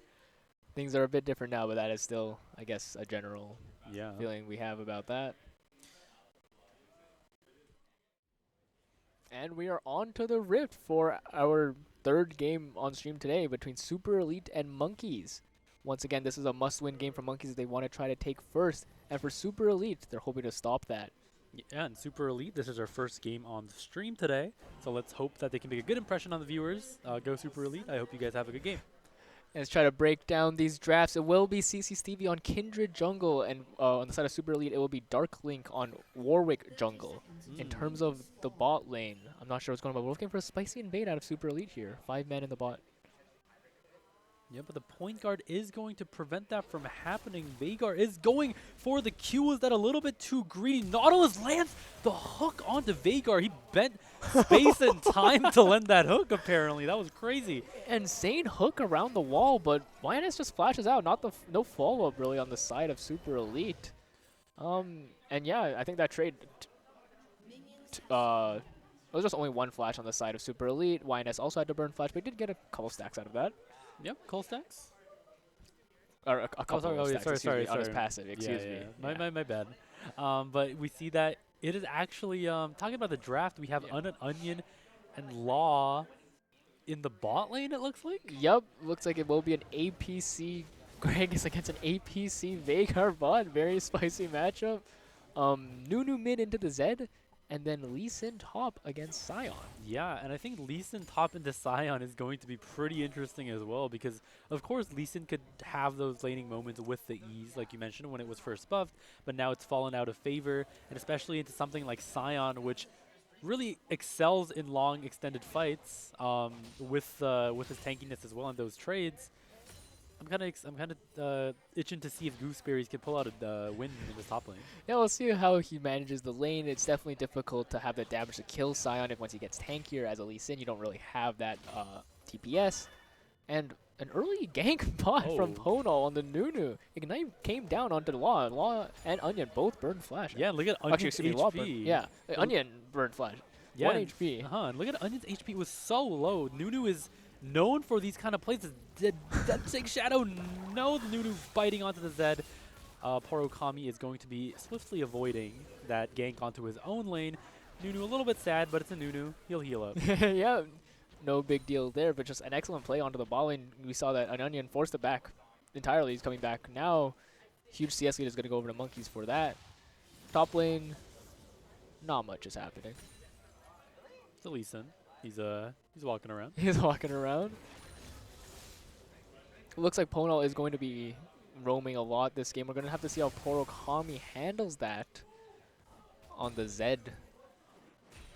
Oh, top trade skirmish. coming down in the top side. Gooseberry chunking out Yunobo. If he lands the Q, this could mean death. Q does go down. Is he going to follow up the flash onto Gooseberry?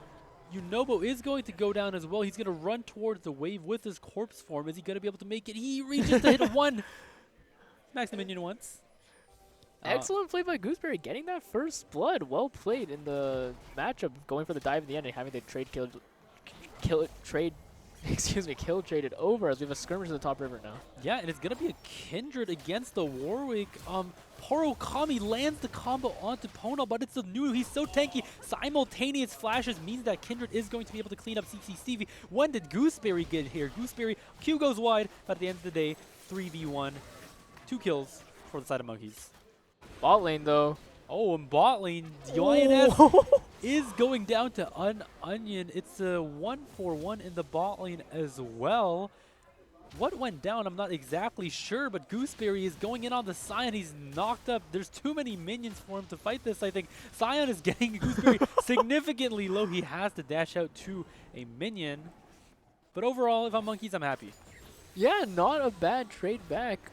No team putting on the brakes here, just constantly fighting. I believe that bot play was actually a 2-for-1 in favor of Super Elite. Silver Sephiroth went down early. Yeah, YNS managed to trade that kill back. It was not the worst. Trading kills, as we said, on the Veigar are definitely very good as he's scaling. Oh, the snowball is coming down onto Zed. It's going to be a little bit too far to reach Zed, but I like the attempt. Yeah, Zed knows some, not managed to get the kill in that earlier top river play. He's very vulnerable right now. And it's just so unlucky that he didn't get that kill. He's very, I guess, lacking in terms of gold right now, even though he does have good CS. Yeah, Gooseberry is being pushed into the turret right now. Sion has taken Demolish, as you would think. Ooh, devastating smash. Lands onto Lee Sin. He's very low under the turret, but if there's no jungle interference, I don't think he has anything to worry about. The hook lands onto YNS. Is anything going to be happening? Mumu with the counter Q makes sure that Darkling can't secure further plays in the bot lane, but here comes the Nunu. Big snowball being rolled. Do they have any idea? The flash cage combo onto the Gragas. He does not have flash. He does not have exhaust. He's going to go down to the Nunu E. Warwick is diving in. He's the champion to look out for in these extended fights. He can lifesteal it up, but he's a little bit too low. The Ignite is going to make sure he doesn't heal up sufficiently. Oh! The Q is a little too short for YNS to secure that kill, but an amazing play from the Nunu. This is exactly what we're talking about when we talk about the Nunu mid lane. These crazy, cheesy mid lane plays. Porokami. Here comes Porokami. Does he know? Does he know? Oh, What is- he oh, Qs, but the simultaneous turn onto Porokami means that, whoa! The simultaneous Q means It's that a Porokami tragedy. is going to go down. I think Vagar was even trying to do a little bit of style and predict the Zed Shadow. Oh, bye-bye, Bye-bye. says Kindred. But Yunobo is more interested in the wave than fighting Kindred in that jungle point. Yeah, during all that going down bot, Yunobo did go down to a CC Stevie gank.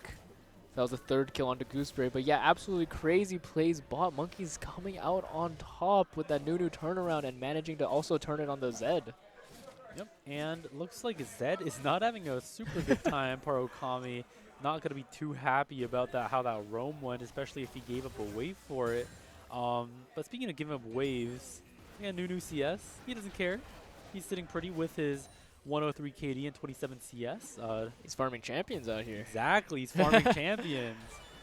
Speaking of farming, YNS is farming the turret, farming under the turret pretty well as well. Ooh, little mishap. It's okay, we didn't see that. Oh, Yunobo under the turret for some reason. 1v2, he's gonna go down. Is this the infamous Inting Scion we're seeing out of him? I mean, I wouldn't call it that just for now. You know, Inting Scion, very generous term to use if you're not the boss. Very hard to pull off. Oh, Porokami W straight onto the Nunu snowball. He's Level actually 6. trying to go for the kill with the death mark, but all the shurikens go wide, and Nunu is just going to be feasting on the minions. Is he actually going to look for the turn? He forgets that there's going to be a recall portion to Zed's ult, and we see Nunu just kind of screaming, like, ah. Yeah, both players essentially whiffing their ults there. No trade back, although Porokami did start off with a level 6 advantage, not being able to make use of it. Yunobo looking for the solo kill on a Gooseberry here. Gooseberry is so low. Can Yunobo rotate his skills? Oh! A decimating smash. Gooseberry is destroyed, sent to the Shadow Realm with that Q. But Darklink instantly goes down. Kindred Mark obviously so powerful. Yunobo is trying to contest this. Porokami is over the wall as well. Decimating Smash secures the blue buff. CC Stevie still has Lamb's Respite. Porokami and Ponal, none of them have ultimates. What's going to happen? Decimating Smash lands onto the Nunu, and Yunobo is chasing after the Kindred. Ponal has taken down Porokami. Looks like, oh, an onion is coming down. Where the hell did an onion come from? What is going on in this game? But that means CC Stevie is going to go down. Ponal is going to be sprinting for the hills after his buddy goes down. Looks like he's going to be able to get out. Darkling's back. Yeah, Darklink is back, but Mr. Snowball is rolling the snowball out of there. What an odd exchange, but super exciting in the favor of Monkeys, I believe there. Yeah, just crazy all around. It did start, though, with that nice solo kill out of Yunobo. Maybe I was wrong calling Inting Scion. He actually got the shutdown, but now the fight's starting up again. Yeah, and he does have Dragon's Rage in this, he does have Dragon's Rage up for this skirmish, so if Yunobo overstays his welcome a little bit, I could definitely see it going wrong. Warwick is near topside, and Onion jumping back into his lane. Hello. Oh, YNS vaporizes Nautilus out of nowhere. Silver Sephiroth versus an Onion. I have my bet on an Onion. And the drunk smash. The drunken smash onto the baby. Means that the Onion is going to get this wave push in. CC Stevie is not going to stop invading Darklink, This however. is a level 6 level 5 Warwick, excuse me. He's dead. His flash is up, but he's not able to do anything against a level 7 now Kindred. Yeah, Monkey's making these aggressive plays work around the map. What do you think? I just think the Super Elite sort of letting this game get out of hand. Oh, CC doesn't have ult. Are going to go wide. Flash burn from Kindred, though. Yeah, nice attempt from Porokami to get that Kindred pick, but if the Shurikens go wide, you ain't taking the bag, so. Hard steal finish for Yunobo. He's going to be so much stronger than he already was, stacking up HP. Gooseberry's timeline for being able to kill him is slowly dwindling. The snowball is going down. Porokami does not have Shadow. Darklink is still level 5. He's got to get. He's got to start farming. This Warwick 0-3, 36 CS. He's not having a good time. And Ponal is kind of going back into the game with his with the CS aspect as well. He's rolling the snowball into lane. Porokami has to back up, respect the snowball, but the snowball is a very good wave clear. Contrary to what you might believe, Nunu is not bad at all at clearing these waves. Looks like he is going to help his jungler with the Rift Herald now. Rift Herald is being started up. Yeah, making them play towards that. It should be an easy secure. Doesn't look like either, or without the jungler down, or Darklink up there. Anyways, Yunobo can't do anything 1v2 likely. Yep, But Darklink is pulling towards bot. Yunobo's coming in to say hi, but that is Kindred and Lee Sin you're facing there. Oh, Everfrost lands onto the Veigar. He is knocked out of range by the ultimate, but is 1v3 with Silver Sephiroth. A nice curse of the sad mummy. Make sure that he is going home safe today. Did Junobo just kill CC Stevie? No, I believe. Wait. That may have been the case. It looks like CC Stevie and Gooseberry got greedy on the 1v2 after taking the Herald. And Yunobo flexing his muscles a bit. Yeah, and Scion at the end of the day is still a Scion. The Dragon is going to be started up by an Onion, Darklink, and Law here. Is Ponal going to be trying to contest this? YNS and Silver Sephiroth are running in with the event Horizon. This could be a tricky fight for Super Elite, but you must remember Onion Law has flash up the snowball. It's going straight for Law. Law is going to be taken down by YNS. Dragon is being bursted by the Warwick. Who is going to secure it? It's going to be Veigar evaporating Warwick. I think he was a bit too focused on the Dragon. Porukami jumps into the pit, but he has to flash out after everything is going wrong for the side of Super Elite. Oh, YNS is out here vaporizing people left and right, and we see that Nunu is going for the flank. Silver Sephiroth is so low. Land Respite is here to secure. Make sure Silver Sephiroth is living. Gragas is going crazy as well. The cage is a little bit too far Silver on it. Sorry, the YNS manages to escape stepdad slam there from Silver Sephiroth. And I was like, Ponal is in a little bit of an awkward situation. He's under duress with the Warwick. Porokami is going to get his revenge on the Nunu. What an odd change of events. These teams are just not letting up, constantly fighting. That's going to be first kill for Porokami, getting the shutdown on a Ponal. Yunobo maybe looking for a dive on Gooseberry. After all that, I couldn't even keep track of what the kill exchange was, but Monkeys do get the Dragon. We have a spicy game here, 10-16 already, 13 minutes into the game. Oh, it looks like CC Stevie has ran into her match. Onion, this exhaust comes out, but is that enough? Oh, the Gragas is so tanky, and he does so much damage. CC Stevie is actually going to go down to Gragas. You cannot ignore the fact that while Kindred is very strong, our Gragas has been 5-2 at that point. Yeah, Greg is farming up those kills. Not the greatest CS numbers, but still does have an item and a component to match up with that Kindred. Kindred also didn't have ulti. Herald coming down from Gooseberry, getting those plates. Yeah, and the gold lead kind of looks, we have a 2k gold lead in the side of Monkeys, but the snowball is coming down onto Law, and is that survivable? I don't think so at all. Silver Sephiroth, YNS, and Ponal, the dream triple threat. Absolutely obliterating the bot lane matchup when he can. Looks like a fight is going down in the top lane. Final ult is used. Gooseberry using flash step, getting behind the Unova, but Darklink is here. Gooseberry healed so much after Scion went down. He's going to be enough. Coming up. Is following. He did so much damage with that. Oh, the core drinker. What? Darklink has gone down, and CC Stevie was trying to dive Porokami in the mid lane there as well. Did she have ultimate? No, she was diving without Lamb's Respite, so Porokami is going to be walking away with another kill there. What is going on? An Onion is sitting inside of an Horizon. Stuff is going down all around the map. Oh, I need to take a breath. Yeah, these teams are not letting up at all, just constantly fighting. Gooseberry almost surviving on that top lane as Dragon's Rage came up, plus the Gourd Drinker, almost killing the Warwick, but it was not quite enough. I think we have a time to take a breather right here as teams return to their original lane assignment. Actually, I lied. Silver Sephiroth was going in, hits the Q, but no follow-up from YNS. Law's hiding behind the wall, but they know he's there. The Red Prize is going to put him in a cage. Oh, and Silver Sephiroth lands the Q onto a nice two-man Curse of the Sand Mummy, followed by the Veigar evaporating an Onion, and nice Q by Veigar to secure the 2v1, secure the 2v2 dub. Veigar, I think, is hitting that point, the Exodia point, where he's a little bit too strong to survive those ultimates. CC Stevie, is he going to go for the dive again? I don't think it's a smart idea, but this time he has Lamb's Respite. People would be crazy out here today. Absolutely insane gameplay. Yeah, YNS on that Veigar just does so much damage. Law, fortunately, able to trade back the kill onto Silver Sephiroth with the Ignite, but it's just not enough. Taking the first turret on the bot side tier 1. Oh, and the Death Mark is used to try to avoid the Porokami shadows straight into the Shadow Realm, actually. He disappears after using the W. I think Darklink is sniffing out.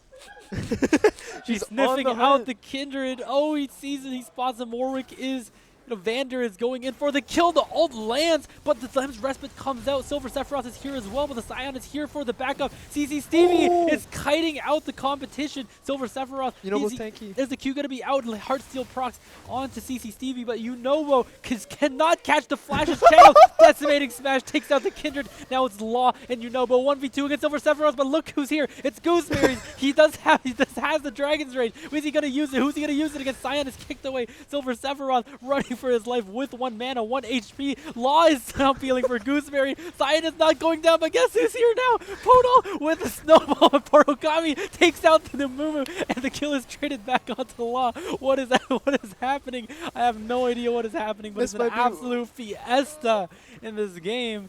Without all that effort for a 1-for-1.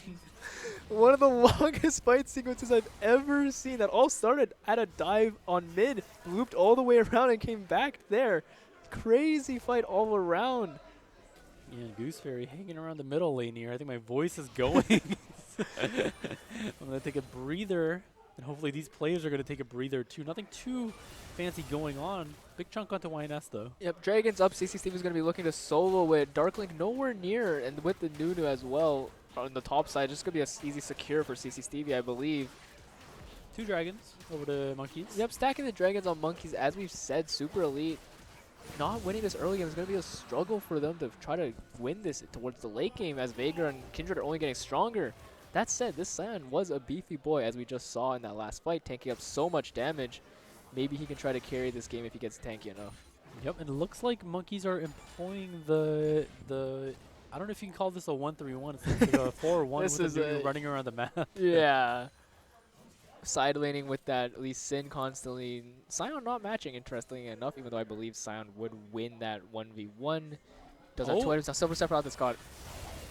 And a huge Curse of the Huge Mummy. Curse of the Huge Mummy, sorry. There's no follow, but he's of going the to stay Sad Mummy alive. is going CC to- Stevie's 1v1ing Porokami on the bot side.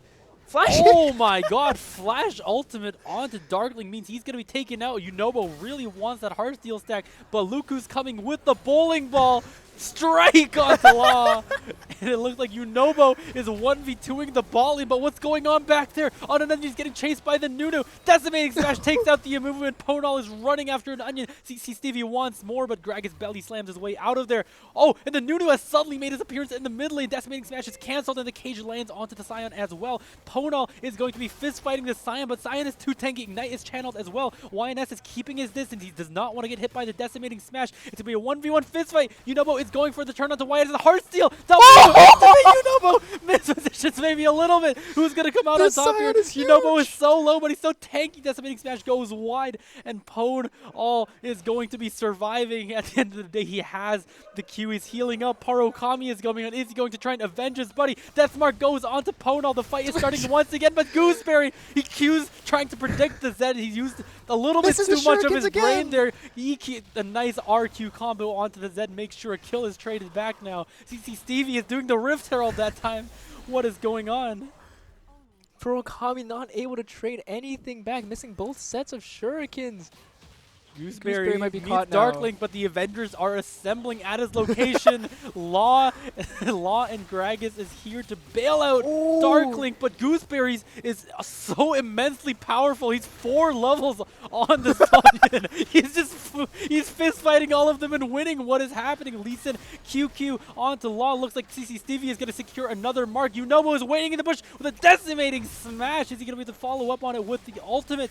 He is chasing after Unobo. He takes out the Kindred. The Curse of the Sad Mummy is a little bit too late. YNS is here, however. Q ult instantly takes out Unobo. Porokami is trying to get revenge for his buddy. He's accompanied by the corpse of Scion. Gooseberry is so low. YNS is chasing after Porokami. That does so much damage. Oh my god, Porokami! Where was he? Look at the moves. Porokami looking like Faker right now.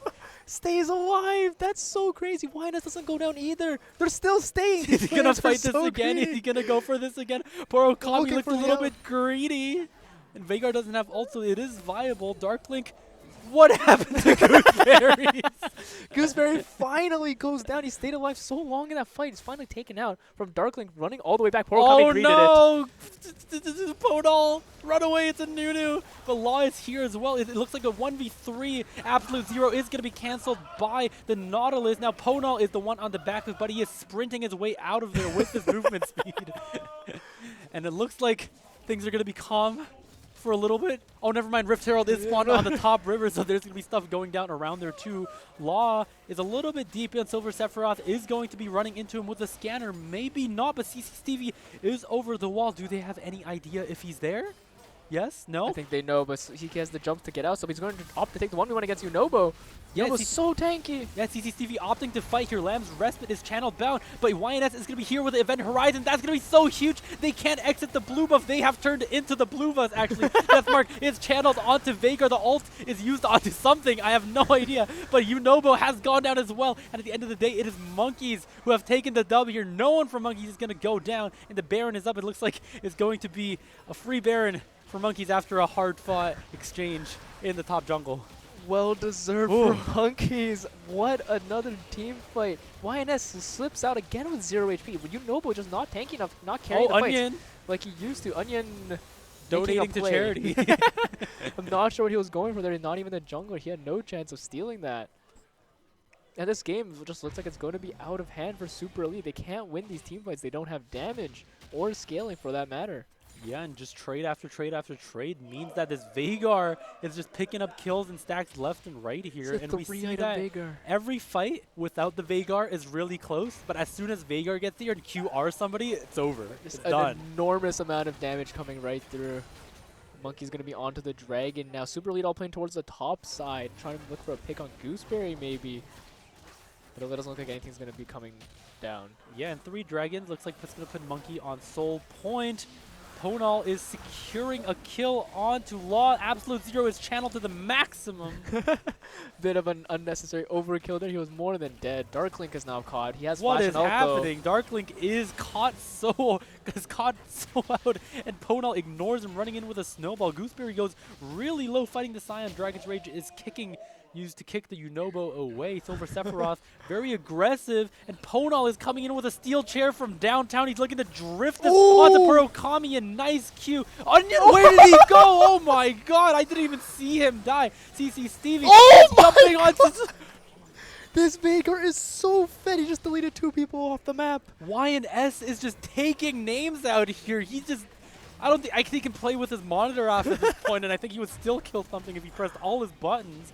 Ponal lands the snowball onto Law, and it looks like with Baron, Monkeys is going to try and end this game out. YNS, oh my god, the Dark Matter does so much damage too. Are they going to grieve for the Silver Sephiroth? Jumps in forward, Scion Death smash! People are disappearing! What's happening? We have Thanos in the form of YNS just snapping people left and right. Ponal is making circles around the enemy base. Law is out here. An Onion is only level 9. Huge cask makes sure that Monkey is dissuaded from pursuing it any further, but a nice kick by Gooseberry. Absolute Zero is channeled as well. Porokami is diving into the enemy. Where did he go? One more time. Silver Sephiroth is taken down, however, but it's going to be 2 members of Super Elite down versus Monkeys with only 1 Amumu support down. Ponal is just styling and drifting, filming initial D around enemy's base. Gooseberry jumped in with the rest of his team. YNS is fist fighting as well. Cage lands onto Scion. Everfrost goes down to the lob, but nothing's going to happen. Ponal is finally punished for his drifting sins. And it looks like Monkeys is finally going to back out from the base of Super Elite. Yeah, YNS out of mana finally getting out. That was just, honestly, Monkeys owning Super Elite's base. Looked like they were playing with their food. Ponal drifting circles. Just, they could not do anything about it until the very end when YNS was just out of mana. Unobo, he does not care about CC Steve. He's just walking into him. Kraken Slayer and Blade of the Rune King making him a very, very good threat against Scion. Deathmark is used onto CC Stevie, but Lamb's Respite has gone down. CC Stevie is being protected by the cage, but the Shuriken is going to take down Kindred, playing a little bit too cocky there, but YNS is chasing down 4 members of Super Elite. Oh my god, Nautilus is taken down. Oh my god! Porokami is deleted 100 to 0. YNS, he's taking names. Is this Penta Angle? Is this a Penta Angle? He's got this quadra kill. He's so low, and it's a penta kill for the Veigar. If there's one man to do it, it's YNS on Veigar. Thanos at least left half the population alive. This guy killed everybody. What is going on? This is a 20 kill Veigar in 25 minutes. A huge pentakill out of YNS to end the game in style. Or maybe they won't end, but Monkeys. An crazy game. Law is going to have to be the one to do it. I think Porokami can also make an attempt here, but I think after what happened to him 3 times in a row, he's going to have a little bit of PTSD against this Veigar. Is anything going to happen in Insect? CCTV's farming red buff. Oh, and Porokami is diving onto Veigar. The game They might defend it here. Killed the Veigar. Everybody is jumping onto YNS. We're not going to handle the shenanigans anymore. Shutdown goes onto the Warwick. Absolute Zero is channeled, but there's nothing he can do against 5 members of Super Elite. They're going to defend the Nexus for now. 1 minute till Dragon, 1 minute 30 till Baron. What's going to happen? I don't know what to say. Honestly, Monkeys easily could have ended the game. They were letting the Super Elite live to tell another tale. That said, Soul coming up. I don't see Super Elite winning a fight. This Veigar, as we just seen, is so strong. Almost full build now. And I think we, in a way... Oh, and Amumu has jumped onto Darkling, and he is vaporized by the Kindred. He gets another mark. Zion is jumping forward. Amumu kind of flashes into that, I think. Curse of the Sad Mummy is used, and it's huge. But CCTV is getting channeled down, and Porokami is going to follow up. Silver Sephiroth is isolated, and he's going to go down as well. Oh, my lord. It looks like Monkeys is playing Tekken Tag here. They're sending members of their team to 1v4 or 1v5 against Super Elite, and new challengers are arriving by the second. Gooseberry looks like he's going to do the rational thing, make the logical move, and try to secure this Dragon Soul for Monkeys. Yeah, and that might have been I want to say definitely an ego play by CC Stevie and Silver Sephiroth going for the 2v4. They did kill Darkling early, but it's just too much CC to deal with. As you said, Silver Sephiroth flashed into the Scion ulti, which maybe did stop it from hitting Kindred directly, but still knocked her up. The Dragon is going to be secured by the side of YNS and Gooseberry. I wonder how looks like Veigar has 394 stacks. That's how much AP. 1,145 ability power. This Veigar is absolutely enormous. Yeah, and it looks like 5 members of Super Elite are converging on this Dragon. Yep, Nunu not here though, so this is a 4v5 for the side of Super Elite. Maybe they can actually win this. Oh, Gooseberry's in. Stevie and Gooseberry are diving into an Onion. Porokami uses Deathmark to save his own life, but of course, one more time he's deleted by the Veigar. Gooseberry is on the chase. Oh, a nice Q attempt onto an Onion. Gooseberry's going to chase after what's going on. The top side, Veigar is taking another name. Looks like a huge Scion ult into 2 members of Monkeys. Make sure this team fight is not going as as one-sided as you might expect, but YNS is alive and Thanos is alive. So what can you really do, Yunobo? The star player of Super Elite is trying to turn this game around. He's chasing YNS. Can he get him? Wait, this on? Yunobo killing off YNS at the backside. Yunobo avenging all of his fallen teammates with his last breath. An anime moment. An anime to say moment. The least. An honorable play, but it looks like in this one he's not the protagonist because his base is in shambles. Monkeys having the option to end the game. Maybe they'll let them go another round. Porokami's back alive. Deathmark's back up. Hello, Snowball, knocked up and kicked away. Zed looks like he's in a bouncy house. Monkey uses all their ultimates to take down Porokami. Darklink and Law are the name of the game now. They're trying to get onto the members of Monkeys, but it's a little too late. One more time. Ooh! Oh, a nice cask onto CC Stevie, onto the turret. Takes out the Kindred, but it's GG for the side of Super Elite. For the side of Monkeys. What a game. What an absolute banger that was. We got a pentakill out of the side of Monkeys. Honestly, a very exciting game, even though it might not have been that close in the end. It felt like it was a lot of back and forth. Super Elite didn't go down quietly. Yeah, and I believe there was like 70-something kills by the end of that game there, which was absolutely crazy. And I really like the attempt by Super Elite to fist fight it out, kind of use their comp to their advantage of their 5 melee aggressive plays, try to get the picks. But at the end of the day, it was the Veigar that snowballed out of control. If it wasn't for the Veigar, I think Super Elite would have had more of a chance. But, props to YNS. Props to YNS. As you said, almost or over 70 kills, 23 of which were on YNS. He's absolutely just the man on the Rift, taking down everybody that comes near him. His ultimate practically one-shotting people, as we saw. And, yeah, now Monkeys... I believe the fate of Monkeys is in the hands of Dogwater, who are playing against Gaming Gang. If Gaming Yeah. Gang wins that, then they'll be undefeated. Right, and Gaming Gang, it's their tournament to lose. Looks like right now they have handily taken down the Monkeys in their previous game. So if they win this one, they will be crowned the champions of 2023, our 2023 Golden Goose Championships, which is a pretty huge honor. It's the first one with the trophy, like we said. Yeah, for sure. Definitely a massive honor to have your name engraved onto that trophy.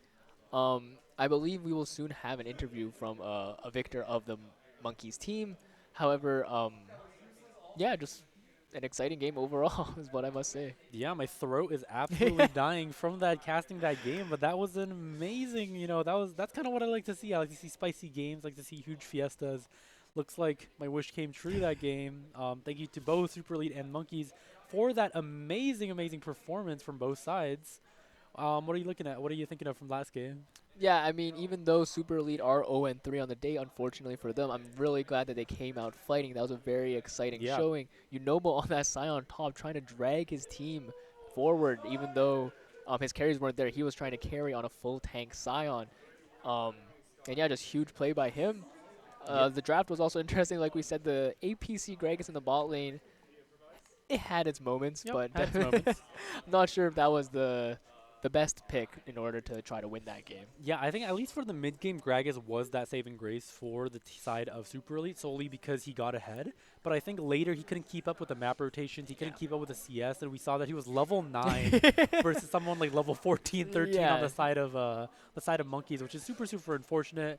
But like you said, I'm really glad that Monkeys were given a run for their money. Super Elite came out swinging, and although they lost, I can respect the hustle. And yeah, I think fortunately for us, I was actually wrong when I spoke earlier about the interview. We're actually going to have Yunobo on the Scions from the losing team of Super Elite for an interview. Very excited to see his perspective, on that game and maybe the day as a whole. And Yunobo was the hero for that game. Sion was the only one that was keeping it. I think Sion was one of those only keystones on the side of for sure. Super Elite that was keeping the whole team together. And as soon as he goes down, everyone crumbled around them. Now, speaking of the hero, we're passing it on to an interview with Yunobo right away. All right, everybody, we're here with Yunobo off of that beautiful League of Legends game. Now, first things first, let's get things out of the way. Did you eat breakfast this morning? I did actually. Yeah, I did. I ate breakfast when I got here. I got some Timmy's. What did you eat for breakfast? I got a bacon English muffin on bacon breakfast sandwich English muffin. The good stuff. Beautiful, beautiful. Do you think that went into your performance this game? I mean, yeah. Like my boys are kind of hungry because they didn't eat breakfast, so they want to leave so they can eat food. Okay. Everyone's hungry now. Yeah, perfect. So, how are you enjoying the event so far? I had a good time actually. Yeah. It was a lot of fun. We kind of got cooked, but we came in expecting to lose, so we just kind of had a good time. Do you have anything to say about the other team? They were cooking. The Nunu? Yeah. He was spinning around. Yeah. We got cooked. All right. Well, one quick thing. If you had to give an MVP to one person on your team, including yourself, of course, who would you give it to? Oh, MVP? Yeah. I think it's MVP to our AD carry. Yeah. He accidentally picked Gragas. And then he just said, okay, whatever, we'll just play Gragas bot then. Yeah. So he took one for the team. That's amazing. And how do you think you did so far? I think I played pretty well. I probably played better than I usually do, but we kind of just got outdrafted most games. So we kind of got cooked. So Yeah, that's good to hear. I mean, you guys played pretty well. Unfortunately, it was a loss, but we were here to have fun, and we had a lot of fun. Exactly. Can't complain. All right, perfect. Thank you so much. All right, we'll give it back to the team.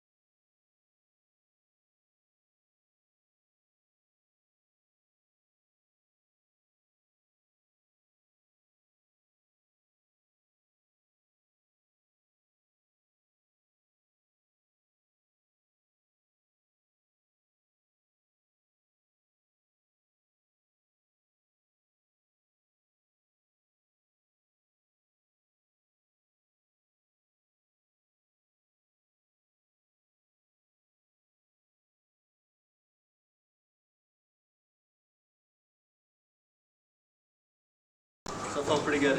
I will admit, I don't think Zed was playing the game that much. That's all right. Every time.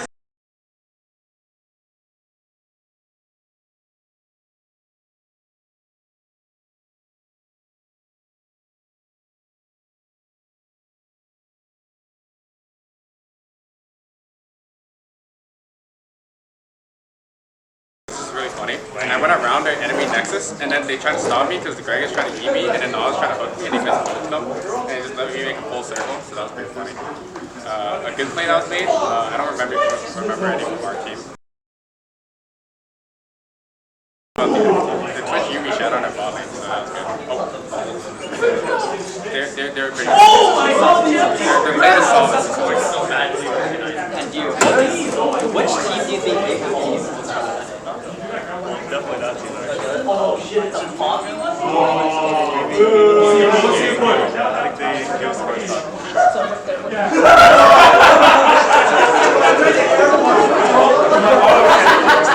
I think the draft is really good. Really good against countering our comp. Countering this guy's mental, countering our comp.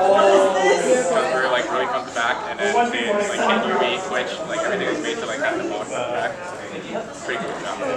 Really good to hear. Alright, the mental resilience is what really matters. Congratulations once again to Monkeys. Sending it back to you. Congratulations to the Monkeys for winning the Golden Goose Tournament 2023. In the end, there was a 3-way tiebreak decided by the fastest match time, and that went to the Monkeys. So congratulations to them, and thank you so much for all the teams that did come out today and made Golden Goose happen. Yeah, and also thank you to all my amazing production staff making this tournament possible, making sure the broadcast runs smoothly, and thank you to our sponsor, Shopify Rebellion, and of course, thank you everybody that tuned in to Golden Goose 2023. And I hope everybody out there is having a good weekend, have a good Saturday, whether it's morning, night, or whenever you're watching this. Maybe you're watching a broadcast. I hope you guys have a good day. Stay tuned for tomorrow, actually, when we have Valorant Golden Goose. So if you guys are interested in that, please stay tuned. Bye, everyone.